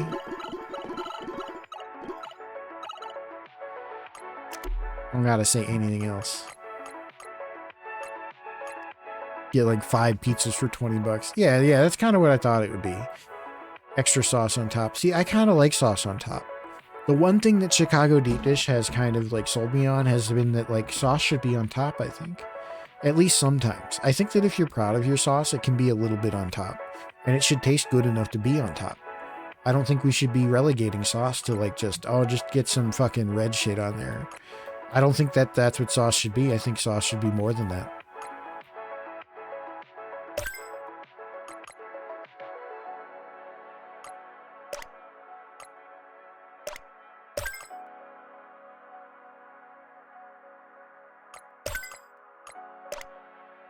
I mean, am I wrong? Am I wrong? You should be proud of your sauce. It should taste good. Boss is the boss, man. Anyway. Yeah, I'm gonna be baking a cake. I baked a bunch of cookies. And you know what I made yesterday? Is I slow braised an entire pork shoulder in, I fresh squeezed like a whole bag of oranges. I made carnitas. And I braised a pork shoulder for like 10 hours in orange juice and I dry rubbed a bunch of stuff on it too. You know, salt, pepper, garlic, cumin. I cut up a whole onion and threw it in there, but really it was just orange juice, a few spices and things, a rub, and pork shoulder. And oh my god, there's so much carnitas in the fridge, but it's gonna be so good all week. Yeah, it's so fucking good. It's so good. I reserved some of that juice. I'm gonna make some. I'm gonna thicken that up, pour some of it over my taco later.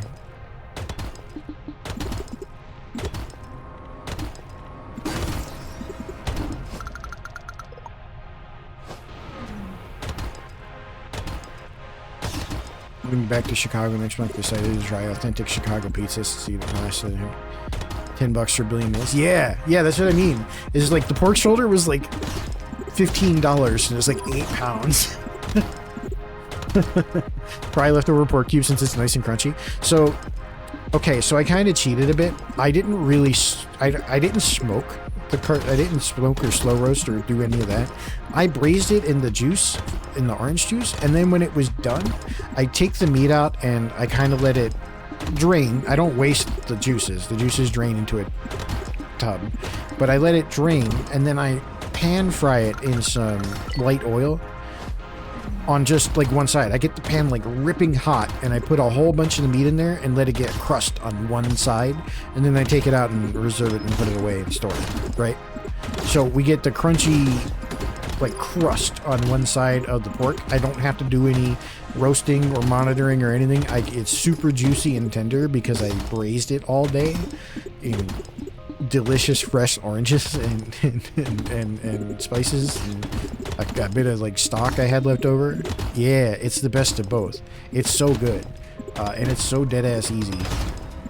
I cheat. I like using the slow cooker a lot, as much as I can, because it's really hard to fuck up, and you can get great results as long as you're patient and forethinking about it, you know? I really should get an Instant Pot for us, because I think I could probably make that go pretty far in terms of, you know, things I could make it do in shorter amounts of time. But, like, I kind of like the strategy element of having to think about, you know, cooking something that long. Eventually, I'll probably get a smoker. I have that like dad urge in that sense of like I kind of want to have like want to cook something for 15 hours, 16 hours. When it comes out, it's gonna be perfect. But I don't really have space for that. Ninja knockoff instant air fryer. I mean, The only maintenance is a slow cooker, you're just cleaning it. Yeah. Yeah. And even that, you can kind of mitigate a lot of the cleaning problems with the liners that they make. And I'm not really worried about the liners. I look into the science behind them, and they're actually made of nylon, which is interesting. And it doesn't really, like, leach anything into the food. It's kind of like, it's not too bad. I kind of trust them. I don't use them all the time. But if you really are lazy, they won't hurt you any more than any of the other microplastic you're being introduced to. So you could kind of mitigate a lot of the cleanup with those. Even if you don't long cook something, you can throw a sausage or chicken in its bottom. Yeah. Oh, yeah. And I might get like a small one, like a compact one. One that uses like pellets or something. Maybe like an electric one, so they're fucking around with fire. But yeah, the slow cooker is fantastic. I love the slow cooker. Chicken stews and all sorts of stuff in there. It can be kind of... Getting something crispy out of it, like the carnitas, like I just described, is kind of like hard. Nylon is very stable. I assume you don't add food as in food. Yeah, that's what I was thinking. It was like, it looked very like... It looked very intentional. It looked very stable. It looked very interesting. I was like, these aren't plastic for sure, because that would be weird to have like slow heated plastic for 10 hours, but you know, the nylon stuff makes sense because it's very sort of inert. It doesn't really react to being warmed up that much. As long as it doesn't hit its melting point. And a slow cooker gets to like 200 degrees. Really not that bad.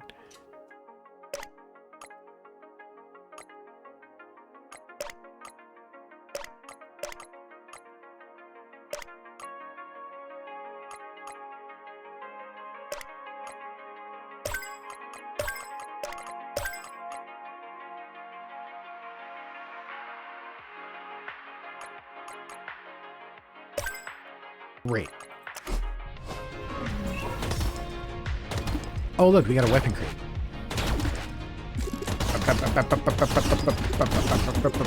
Okay, the chain gun's kind of cool when you're not weenie hut underpowered.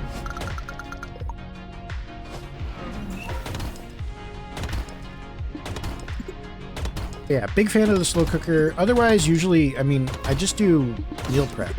And I use a lot of the rice cooker for that. I like big pot meals for that. I don't want to be fiddling around with something delicate. Lots of chilies or big bulk baking. Like if you can bake a bunch of like chicken breasts together or something. Or otherwise, like that's why the slow cooker is nice, is because you can get good, complex, like really hearty, good tasting meals out of that, where like you can really break down the muscle fibers and the fats in some cheap cuts of meat and do some great things with them, but also like make something that tastes better than like, oh, I baked a bunch of chicken breast and had some vegetables with it, right? Like it's more complex than that. It feels more put together than that. Like it's more intentional, it's more hearty, it's more warm, it's full. It's good. It's a good thing to have. And it's so simple. Like you can just like some of the meals are just as simple as like buy a pack of chicken breast, buy some fucking Campbell's soup, and buy some frozen vegetables and dump all that shit in the box together. You'll figure it out, or in the pot together, and turn it on and just wait, and just like, okay, now you have a tasty like complex stew that is just Campbell's soup with extra things in it, but they're all the flavors melded, and it tastes good, and it's got a bunch of nutrients in it. Great, congrats. Now try and do it with less pre-made stuff, and you'll get less salt and less things and additives that you don't want. Bone broth from that is also elite. Yeah, you can make bone broth. You can make your own broth. That's what I'm saying, is like walk it back a step. Now make your own broth. Now use ingredients instead of using complete things, right? Like, making chicken soup was one of the very first things I learned to cook on my own. And it was because I wanted to make dinner for me and my brother while my mom was out of the house. And I just wanted to pick, like, I don't know, I was just really excited about the concept of just making something that took a long time to do in a big pot. It was like, you know, like cooking in cartoons looks, right? Like you're standing over a big pot and stirring, adding things, and IRL cooking stream. I mean, I could do those. I mean, I do hand cams anyway. You want me to cook like Scoo-chan?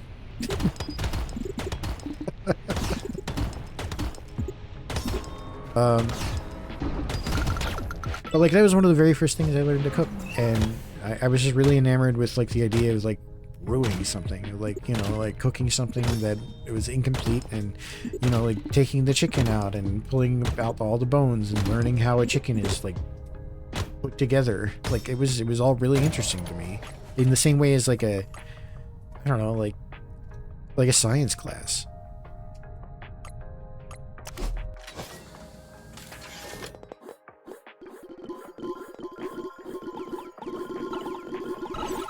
And like, you know, I put the carrots in too early and they came out mushy, and I didn't chop up the celery small enough, so it was kind of weird and stringy. And maybe the chicken bits could have been smaller, or, you know, and that's all just like observations and notes that you make from your experiment that you note for next time, and then you do it better next time, right? Like you've learned a bunch and you experimented, and you know what the inputs and outputs are, and maybe you got feedback from some of the people who ate it. You learn from that and you grow, and it's like an experiment, right? Like that's fun to me. I used to cook a lot more, and you should do it more often. I enjoy it. What I hate is cleaning. What I hate is making a mess. What I hate is that I feel like I never have enough space, even though there's tons of counter space in our kitchen. I just like I'm scatterbrained. I get disorganized pretty easily, I think. Even though I try to do like that mise en place type stuff, where it's like you prepare as much as you can ahead of time. That's kind of why I run out of space all the time, is I'm trying to put out things that I know I'm going to use. Clutter, and sometimes I spill things because of that, or, you know, like that kind of stuff. Those are my main struggles, but like cooking and preparing and learning and doing, I usually have a pretty good time with that. I really like baking. I don't have enough counter space to do, like, bread baking. I wish I had more space for that. And it's kind of why I've been eyeing up, like, getting a big kitchen island with, like, a big block of wood. Because I just don't have space, like horizontal and vertical space. I have, like, one or the other. Like, there's you can go long, or I could stand on one side and go, like, really tall. But I don't have, like, roll-out dough and need some bread kind of space on the counter. Maybe there is. Maybe there's a way to make that. Maybe if I had in that apartment life. We live in a, you know, yeah, that kind of situation. It's a big kitchen. I think it's a big kitchen by most standards. It's just that there's a lot of empty space in it.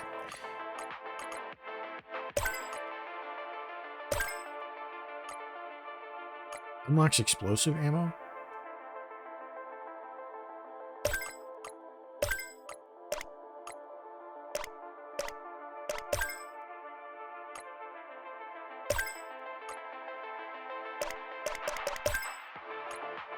These are all great upgrades. Why were these hidden down here? What the hell?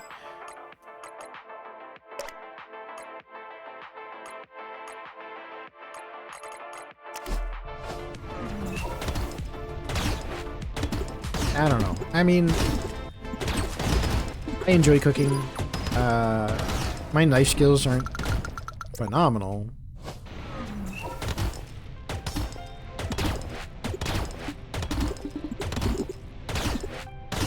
Like, number one tip I can give you in terms of, like, if you aren't enjoying cooking because you find something difficult or whatever, is just, like, stop guessing, right? If you're hitting difficulties or things aren't coming out the way you like, get a thermometer, get measuring cups, get, like, good good bowls, if you can manage like that kind of stuff. Even a cheap thermometer ups your game tremendously because you're no longer guessing about the conditions of your food, right? You're not guessing if something is done. You don't have to eyeball, like, even like baked goods.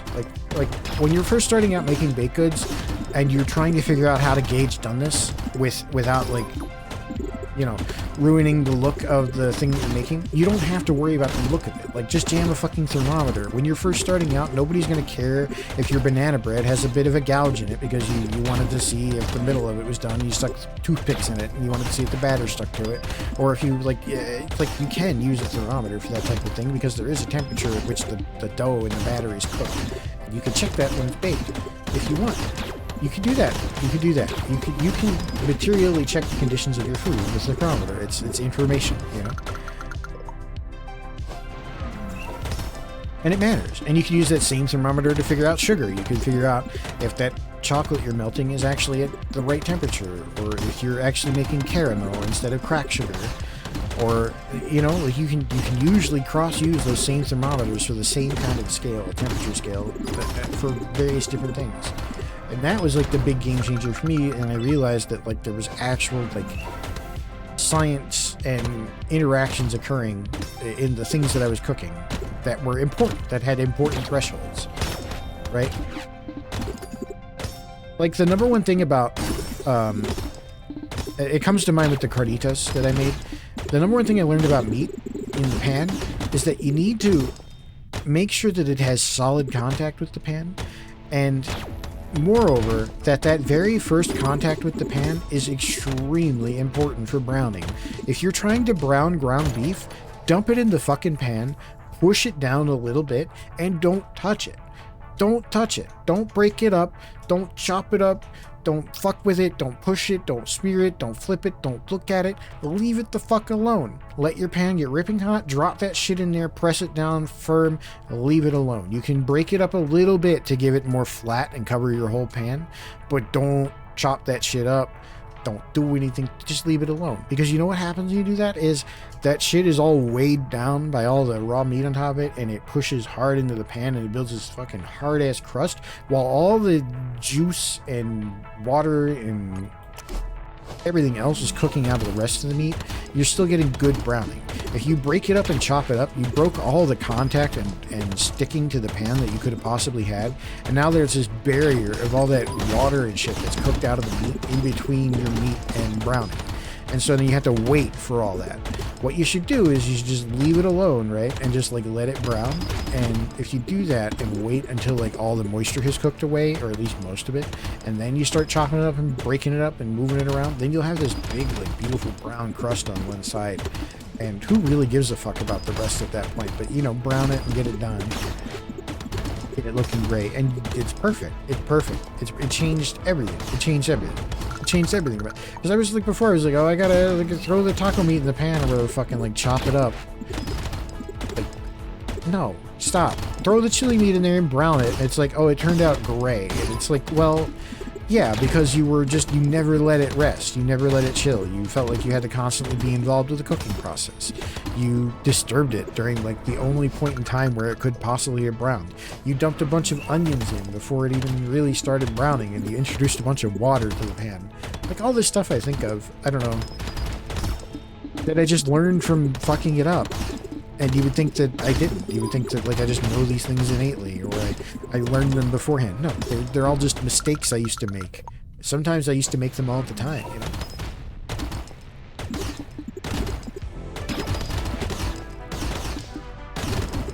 Sometimes you just keep making a mistake, and because you've always made that mistake, you just assume that that's the outcome that's supposed to occur. You know? That happens so much with cooking, because so much of it happens like personally. People don't like sharing their cooking situation with others. They don't like to talk unless they're adept at it. Then they non-stop talk about it like me. But it's like, if you don't know how to cook, or if you rely on somebody else to cook for you, or if maybe you just like literally only eat like pre-made shit from the store, like shit I'm saying, but a lot of it's actually pretty good nowadays.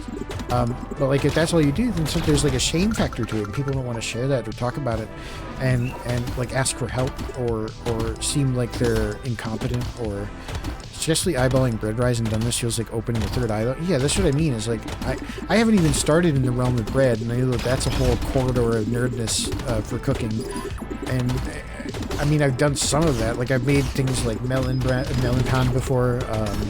I've done like yeasted like doughs and breads and rolls and that kind of stuff before.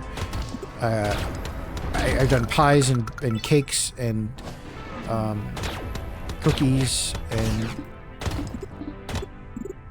crackers and muffins and all types of that stuff, but never really bread. Never bread.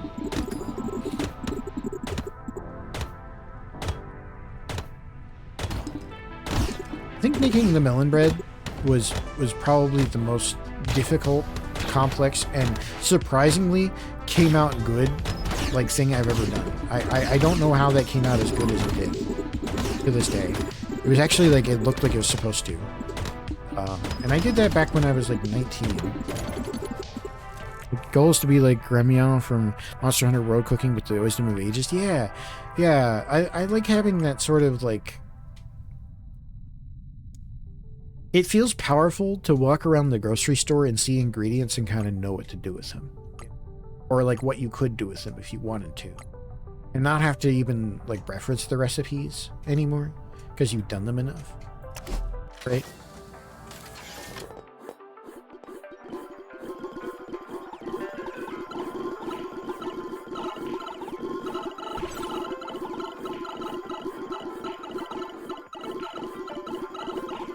I do meal prep every week for myself, and there was this one meal that she really liked, and I made it probably dozens of times, and I could do it from memory now. But it's like that type of thing. I wouldn't even need to look at a recipe or even think about a recipe. I could just walk into the store and probably like just free grab all the ingredients and no problem, not miss a beat. You could do the same with a lot of things, though. It's like, and then when you start thinking of things that way, you're like, oh, I've done this with this before. Like I've slow roasted a chicken before, or like, you know, I you know, that kind of stuff, right? Like you start taking the sub actions of like the cooking. Great, this is fantastic. I think I'm going to try and start in Sector 5, though. Did she notice if you change something? Yes, absolutely. Every time. Princess and the Pea type shit, too.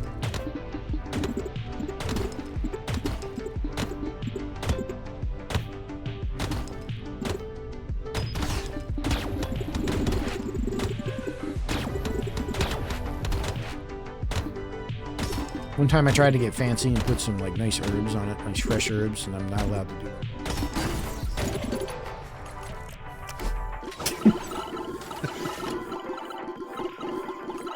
Too much. It's too much. Too fancy.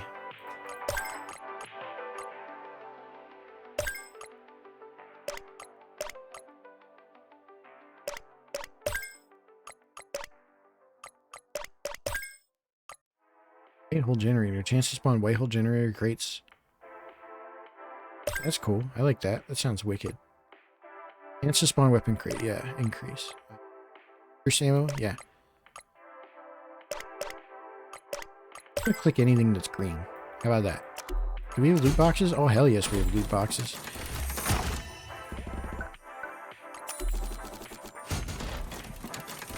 I don't know. I enjoy cooking. I enjoy the action of it. I don't like cleaning up. I don't like...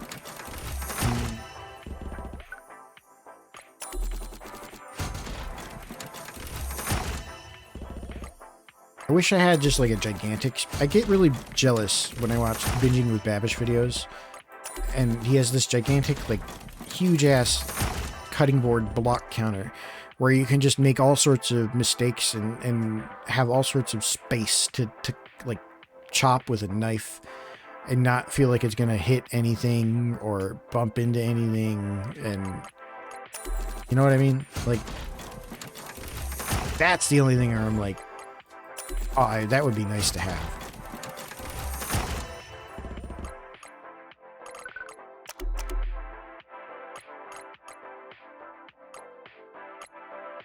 Yeah, we want more loot boxes open. Refuel upon completing your quota.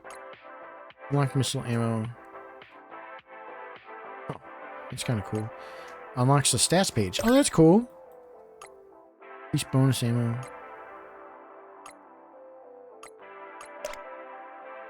Babish is how I learned to cook. You know, that's legit. I really like him. I know he did have a little bit of a...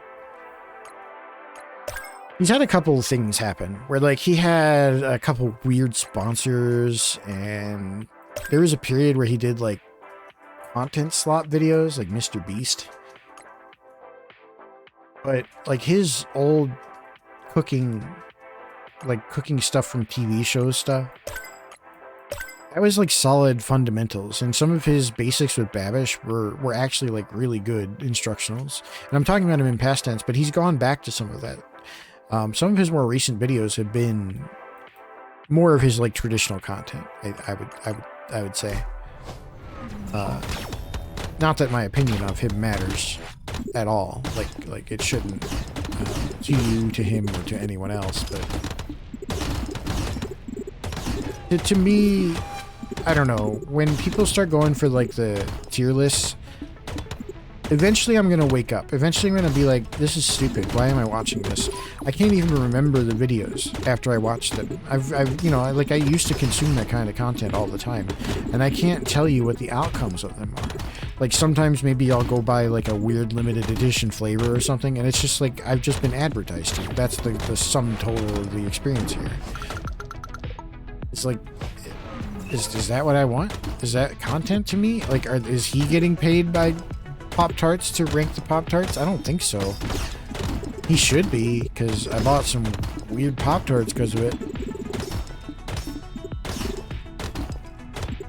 But, you know, like, I'm not on board with that anymore. And if that's your content, I don't know. It feels weird to be judgmental of that while also, like, we watched old Nickelodeon stuff the other day, and I don't know. I feel like at least that has my commentary on top of it.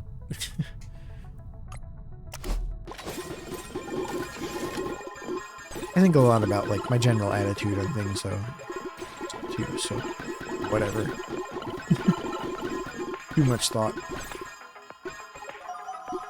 As far as, like, those basics with Babish videos, though, like, I could absolutely trace a lot of my cooking knowledge to Babish, and things that I learned from his show, things that I learned from, like, Alton Brown, even Joshua Wiseman, some of his stuff, like, he gives genuinely good tips from time to time. I really do think that, like, you can learn stuff from those guys if you want, but they have to be teaching. And sometimes it just seems like, you know, and I've said this about everything. It's something that I've talked about actually at length, I think. Where everything is finite, right? Everything has to end. And that's true of no matter what we're talking about. And that is also inclusive of like a content creator's output and ideas. Hey, it's ad time. Thank you. But like, I think that like when you're, you know, you've done the cooking show guy, like at first it has to be really cool. Like, oh, I'm getting paid to do this. Like, oh, I'm making money from cooking shit from TV shows and brushing up on, and I get to write off like my professional chef, like personal one-on-one training lessons. I get to write that off as a business expense. Like, that's great. Like, you know, like I went to cooking school, like, or whatever, you know, like any sort of like training, like any of that, like that's kind of like at first it has to be cool, is my point. It has to be novel, and you have to have a lot of ideas about what to do in that kind of situation. You're like, oh, I could do this and this and this and this, and like write that down. We're going to do all this stuff. And then eventually you run through all of those easy early ideas and the low-hanging fruit and all the early fun stuff in the setup. And then what are you at? You know, like you still have to keep doing it. It's a job now. you have a bunch of people on your payroll. You love the Wiseman fraud video for his 100 ingredient crunch wrap. Yeah, I mean, that's a good video. And I'm not going to say that Wiseman's not a fraud, quote unquote, or whatever. Like, there's definitely some of that going on. But he is giving sometimes legitimate advice. I don't think that, like, there's much, comparatively speaking, you're going to learn way more by watching Babish. Babish seems to have a way more journeyman approach to cooking. You love his videos, he's funny because, yeah, no, I mean, he's funny. I love his videos too, but it's like, there's definitely an element of, like, his videos are giving impractical advice. Like, if you're trying to follow Josh Weissman's advice, you are 10 years of cooking experience behind minimum, and like thousands of dollars in kitchen equipment. But is he doing things that are actual, like, culinary, like, actual practice? Yeah, that's what I was saying. It's like he gives you actual advice that you could follow as long as you're tempering your expectations about, like, what it is, right? Right? Like, he busts out the fucking stand mixer and the Vitamix and the fucking thousands of dollars of knives that he has, and then he'll make a sassy video about, like, I'm going to use my cheap stuff this time or whatever. Like, okay, I get it, man. You're professionally trained. You have tons of experience. Get it. I get it. But how do I use this? Babish is more just like, I don't know. He seems more like he's approaching this from the same perspective that I would be, which is like, oh, I have to figure this shit out. And while it's his full-time job to do so, and he has a lot of informal and formal training in it now, it's still funny to me to watch him try and cook something and learn from it. Trey's like, see, I thought he box version instead. Just bought the box version. Yeah. No, exactly. That's exactly it. It's like, he's making things that are impractical to make, that have pipelines of production that are just absurd, and for that reason they are very exclusive and high-end foods, right? And he's showing you that, like, yes, you could technically make this thing.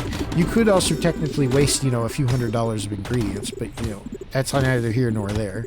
Like, personally speaking, the main barrier of entry for me to, like, a Wagyu or like a rare ingredient or whatever, like, quote unquote, like an actual, like, hard to find, like, you know, authentic ingredient would be, like, wasting it. I wouldn't want to waste it. To me, it would be like, I want to defer to experts. And I do that a lot in life. I defer to experts in all stages of my life. And if it's like a super fancy hoity-toity, annoying to prepare, whatever the fuck type of dish, yeah, I'm going to defer to experts on that one. I'm going to just let the experts handle it. I'll leave it to them.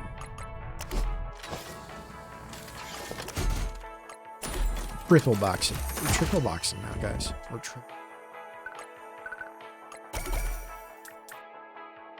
respawn rate. Ammo. Great. Excellent stuff.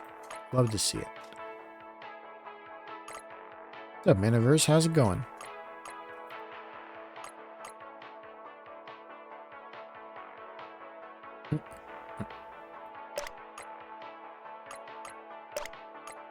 You're talking about cooking.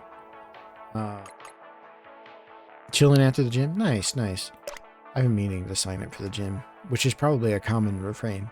But there's actually one that I've been eyeing up, and I kind of want to just go... I don't know. I just want to be on a machine with a TV on it and do some cardio, and then go use, like, some of the, you know, I can just envision that sequence in my head, and I kind of want to just go do it. It looks like Utopia Must Fall.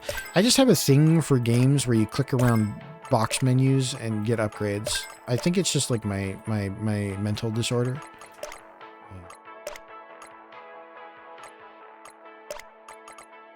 I love games with upgrade trees. Gotta be one of my favorite genders or whatever the meme is.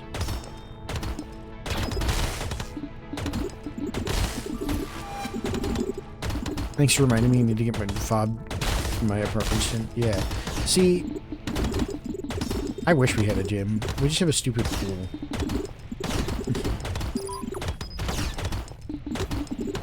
Iron Temple. Yeah, the Iron Temple indeed. don't know. Oh, I got a drill.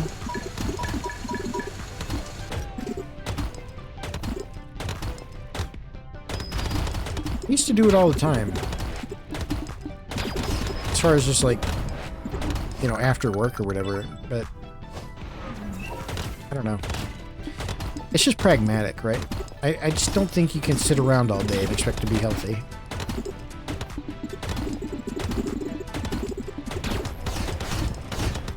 It's really been, I think I don't know how frank I want to get about that kind of stuff, but like,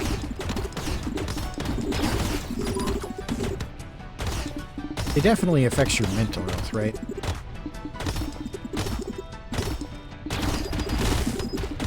Like either doing it or not doing it, both impact your mental health, right? And so it seems to me that, like, in full acknowledgement of that, one should be doing it.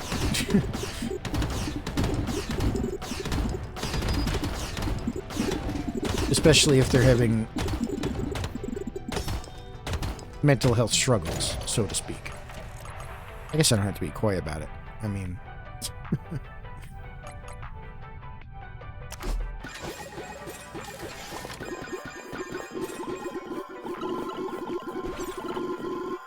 I think it's a good thing, right? I think it's just a good thing. If I feel like doing it at all, then I might as well guilt myself into it, paying for it. But first, what I have on my mind is baking this cake this week. I will keep you all posted on how it goes.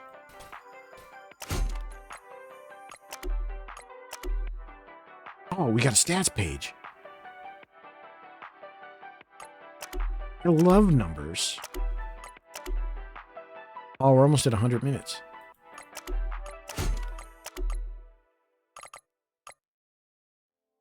Yeah, I love fuel capacity. 50% chance. Yeah, great. Wonderful. Yeah, all these things are wonderful. I love all these upgrades. They're just great. All this is wonderful. What is this? Yeah, speed, yeah. Bonus ammo, sure, yeah. Yep. All this is good. Fantastic. Get right to it, guys. Just go right in here and shoot things. Oh my god, we're so much faster now. Oh, jeez. Oh, we're fast. See, the game is probably gonna, like, accelerate. I hope it doesn't just, like, abruptly end.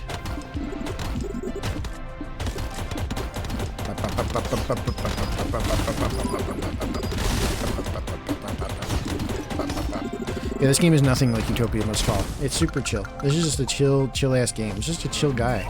It's just basically an idler game with a little bit more input.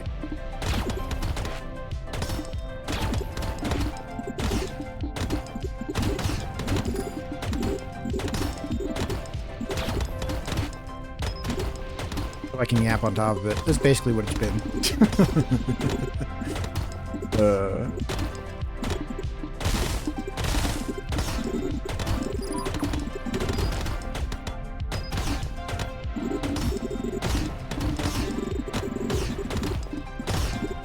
Fishing screensaver game? Yes, I play that during work. I've gotten pretty far in it. I actually should...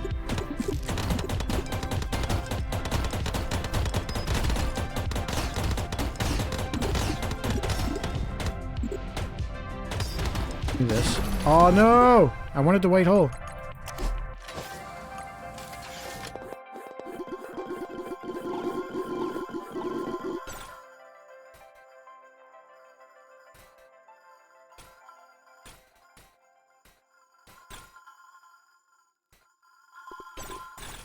Here you go.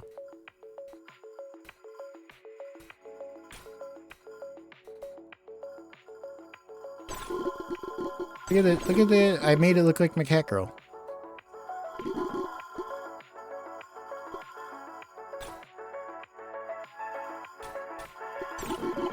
I think I'm, what, am I level 192? 102? It's 102. It says 102. Fishing with golden beetles now.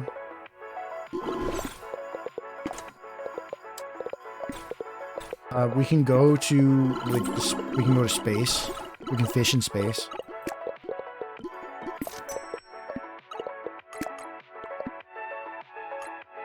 Just a fantastic game. Fantastic.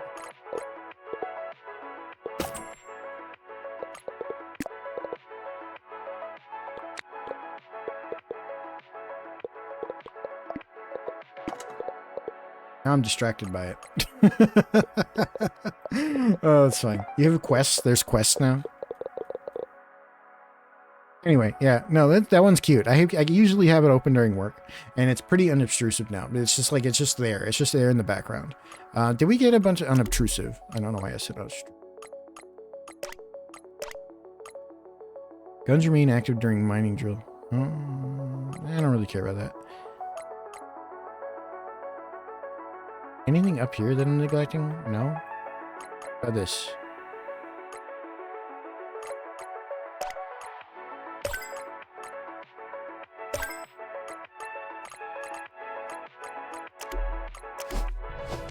Walrus? Walrus, yeah, you can catch a walrus. I've caught like 3.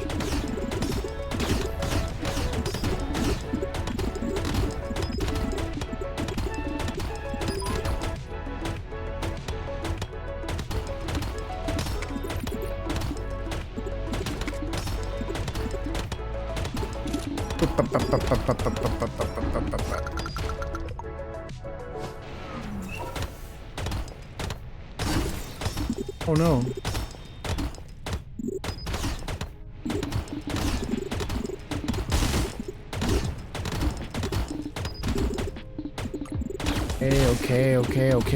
Okay. It's been about what you expect. There's like a little mouse guy that shows up every now and then in the shop, and he has some like rare hats and bobbers and things. You can see my bobber's a frog right now. Bobble.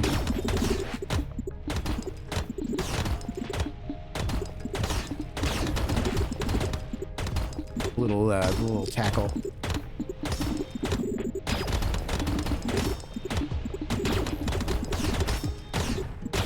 Come on, give me the white hole. Yeah! Yes! Rare? Okay, we like rare. Rare is good. No! I didn't see it! No!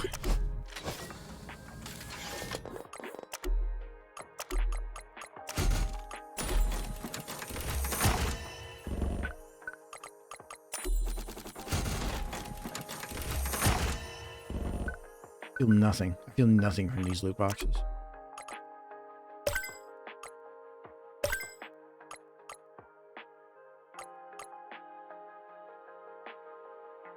You see about 5 million?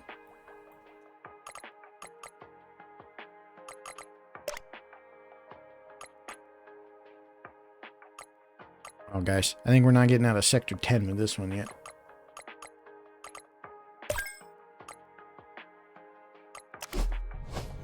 Let's not fuck it up when we get the rare sector this time. Let's just get through the sectors.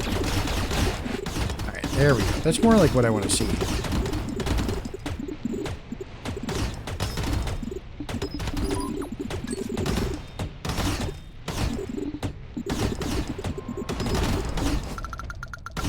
Uncommon. Okay, uncommon's cool.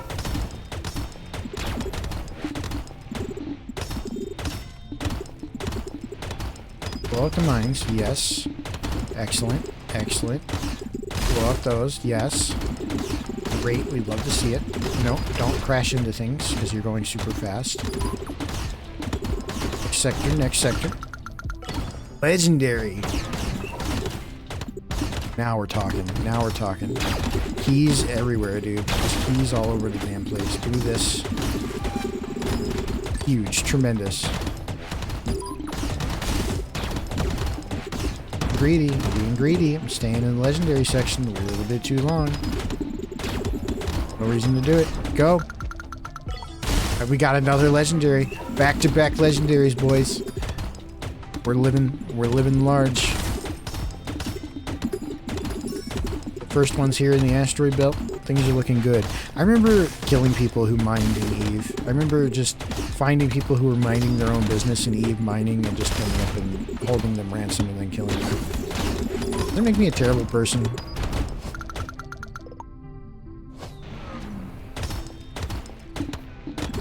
I feel like really it's the system that's to blame there. I feel like just, you know, I'm encouraged to do that by the system. It can't really be blamed on me in that situation, you know? Like, you were there mining, the game tells me I'm allowed to do this, and if something is legal, then, like, you know, you have to do it, right? If it's legal, you have to do it. That's what it means. That's what it means for something to be legal. It means you have to do it.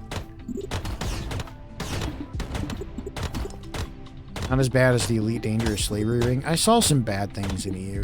Nothing like that. I think it's extremely bad, like abusive bad, to like hold somebody's ship completely immobile and hostage, invite them onto a voice chat, force them to sing row, row, row your boat to save their ship, and then kick them out of the voice call and blow them up anyway. But maybe that's just me.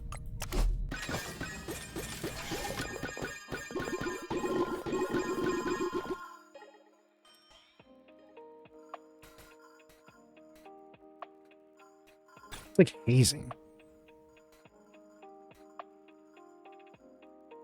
I only heard about that like secondhand, but you know, there were enough people there that corroborated the story that it's like, damn, dude, gaming used to be a different thing back then.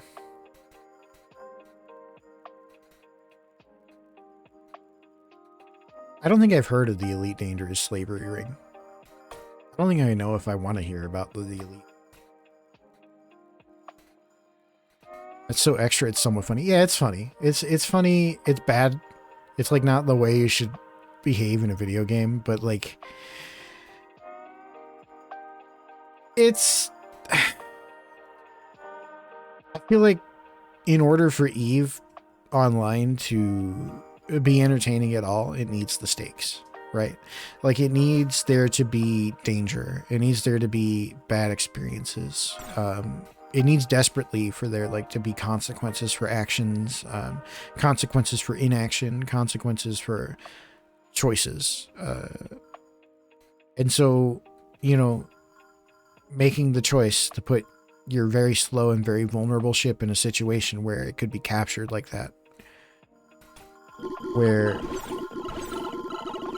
I don't know, like pirates in the game, and it was like it's not like a formal profession, but it's like something you could choose to do that basically functionally exiled you from safe space. But pirates in that game would set up encampments on common through lanes and choke points in space, which existed because of the way gates worked in systems. Each system needs to hop to another system, and so certain systems would be sort of natural sort of choke points, like bottlenecks, where like you have to go through the system in order to get from one region to another. Or they kidnapped people and took them to systems they couldn't jump from and made them mine to buy their freedom. It wasn't locking their ship, it was locking their entire account. That's crazy. Yeah, that's crazy right there. That's insane behavior.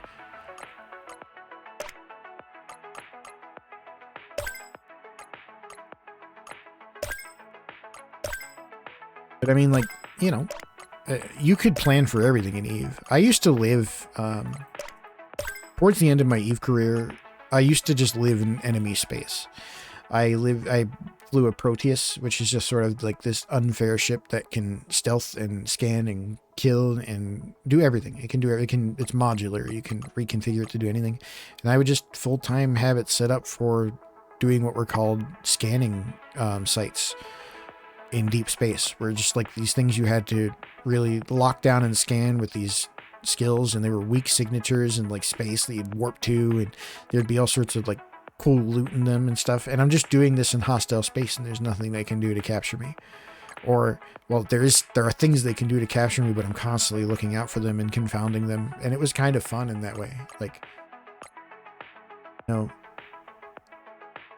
just that cat and mouse part of it was fun. Actually, like playing Eve and getting the loot felt really bad in the nihilistic sense. I was sort of like, I didn't feel like I was actually doing anything with my time. I wasn't advancing anything in the game. I was already wealthy enough to just, like, buy anything I wanted. I had all the skills that I wanted, you know, so I'm just, like, not doing anything of progress in the game. And I think that's, like,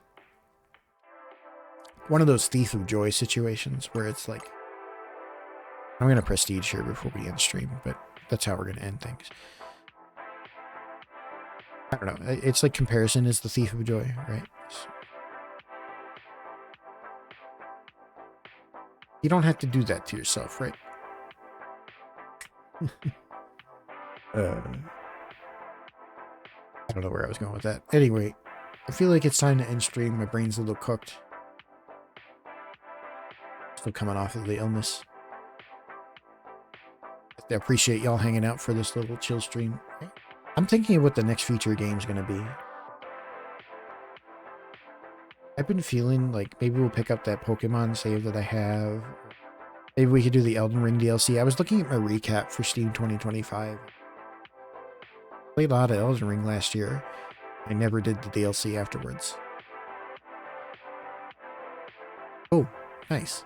That sounds cool. Check that out. But yeah, there's some stuff we're going to play. Things kept coming.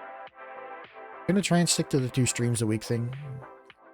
If I stream, like, if I stream, like, on Saturday, I probably won't stream on Sunday. Like, I know I said Tuesday. Those just seem like the most likely days. But I don't want to preempt anything. I know my wife wants to play Zelda too, and I'm really hyped to, like, listen in and watch that. So I don't want to, like, preempt her. Nice DLC. Oh, cool. That's good. Yeah, I'll have to check it out. I've been thinking a lot about it. Oh, hold on. The fishing game called my attention. It's a rare fish. Oh, are we going to get it? No, it's going to get away. Fuck, I didn't notice soon enough. Okay, whatever. That's fine. Yeah, no, I've been thinking about it. I really enjoyed my time with Elden Ring. Even if I kind of thought the last boss was a bit of a fuck-ass piece of shit. I think that's just, like, part of the experience, though, right? Like, you're not going to like every boss, and if you're going to hate any boss, it might as well be the... Yeah, maybe we'll pick that up. I also did have Sekiro that I own and have not played. I don't know if I'm going to play that before or after Elden Ring, because I'm still kind of, like... I can still kind of remember how to play Elden Ring, and I don't know if I want to learn parry slop. and then start playing Elden Ring again, because then I'll start fucking parrying in Elden Ring, and it won't... Can parry, but it's like there's smarter ways to do things. Oh, what was this? Mining laser. Yeah, it's not gonna matter. We're gonna prestige here. And let's see what upgrades we get for doing that. Upgrades the Plinko machine to remain unlocked after prestiging. Okay. 50% chance for a weapon crate to spawn. Okay. Increases the cost of all upgrades. That sounds good. Decrease fuel used by guns. Unlocked bonus ammo types remain unlocked after that. All upgrades remain unlocked and active after prestiging. I want that. No, no, no, no. Wait. Can I undo? Can I not get... Oh, I need 5 for this. Unlocked artifacts remain unlocked. I wanted this instead. Oh well. That's okay. Fuel use is nice. Guess we might as well just get the thing that we can... Oh, we needed to buy it. It wouldn't let us get these until we bought that. Have to fill out. There's no actual choice. I hate this. I hate this. Wait, what? Did I miss something? Did I say something? Did I say Indiana? Never played Indiana like the state. I don't know.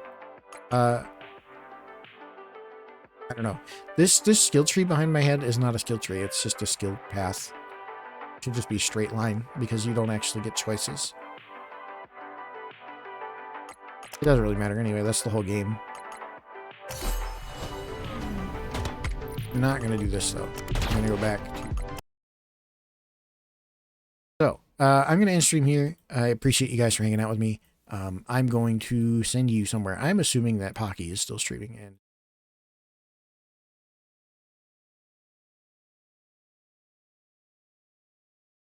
Let me see. Let me see. Let me see. Let me see.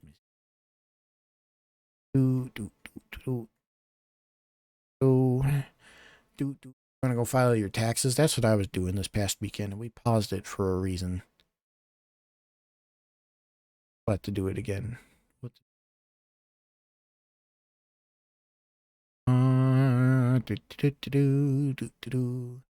Damn, there's no Pocky Tuesday stream. I guess she maybe did it already. That's okay. I can send y'all to.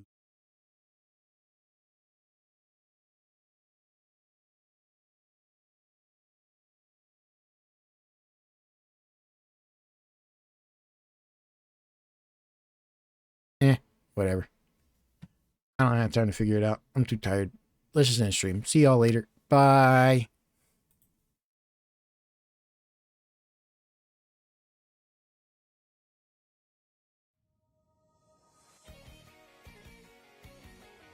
Get out of here. Have a good night. Enjoy yourselves. I'll be back sometime this week. I don't know with what. We'll see it. Yeah, lubbers, y'all. Thank you for hanging out. I appreciate y'all. Like I said, yeah, probably back. Not tomorrow. Maybe Thursday. Maybe.